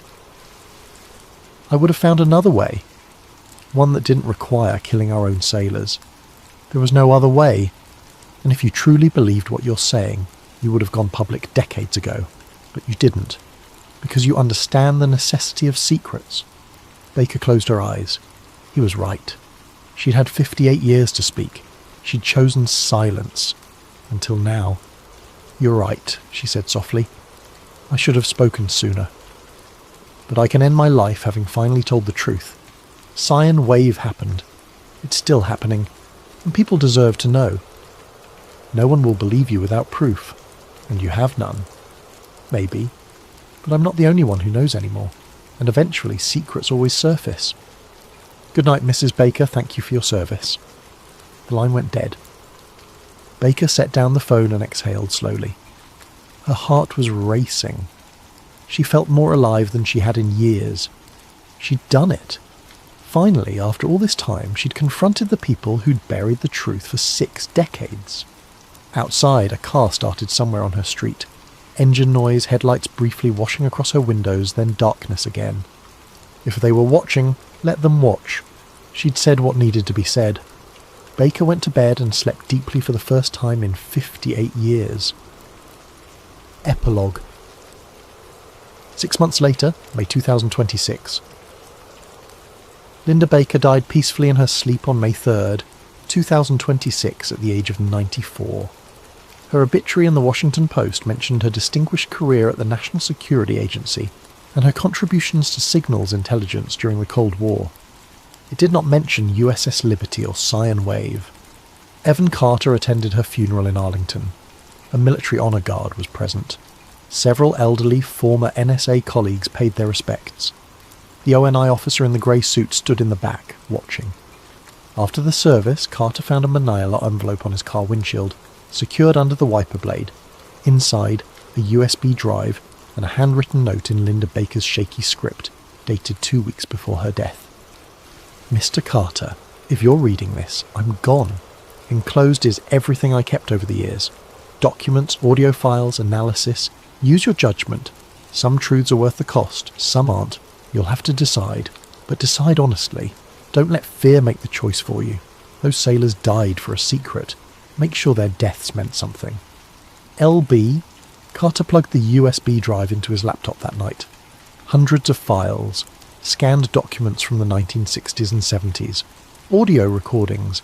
Technical analyses. Linda Baker's complete archive of everything she'd learned about Operation Cyan Wave. At the bottom of the directory, one video file for Evan.mp4. He clicked it. Linda Baker appeared on screen, sitting in her living room, clearly unwell but sharp-eyed. The timestamp showed it had been recorded 3 days before her death. "Hello, Evan," she said. "If you're watching this, I kept my promise to myself. I died, having told the truth. Everything on this drive is real. Cyan Wave existed. It was tested on Liberty. 34 men died to protect it, and it's still being used today. You have a choice now. Publish this and face the consequences, or put it away and let the secret stay buried. I can't tell you what to do.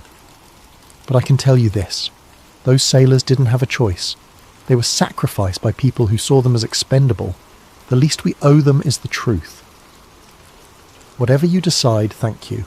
Thank you for listening. Thank you for caring. And thank you for giving an old woman the courage to finally do the right thing." She smiled sadly. "Good luck, Evan. The truth is a heavy burden, but it's the only thing worth carrying." The video ended. Carter sat in silence, the weight of decision pressing down on him.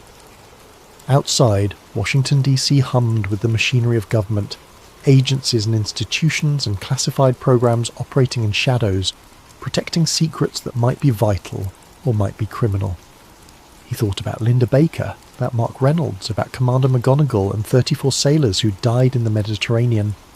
He thought about truth and consequences, about secrecy and accountability. Then he opened a new document and began to write. The title appeared, Operation Cyan Wave, The Complete Story. Whether he would publish it, whether the world would ever read it, whether the truth would be more than fragments and implications, that remained uncertain. But at least now someone knew. Someone had listened. Someone was carrying the burden forward, and somewhere in the eastern Mediterranean, at precisely 14:13 local time, a low-frequency pulse cycled through the electromagnetic spectrum at 7.83 Hz, detected by satellites and monitoring stations, part of a system that had never stopped evolving, never stopped operating, never stopped echoing across the decades since that June afternoon in 1967. The sound built, layered with meaning and memory. It matched a human heartbeat. It faded into silence. And the world moved on, carrying its secrets, waiting for the day when truth would surface, not as conspiracy but as history, when those 34 sailors would receive something more than a memorial plaque, waiting for the echoes to finally be heard,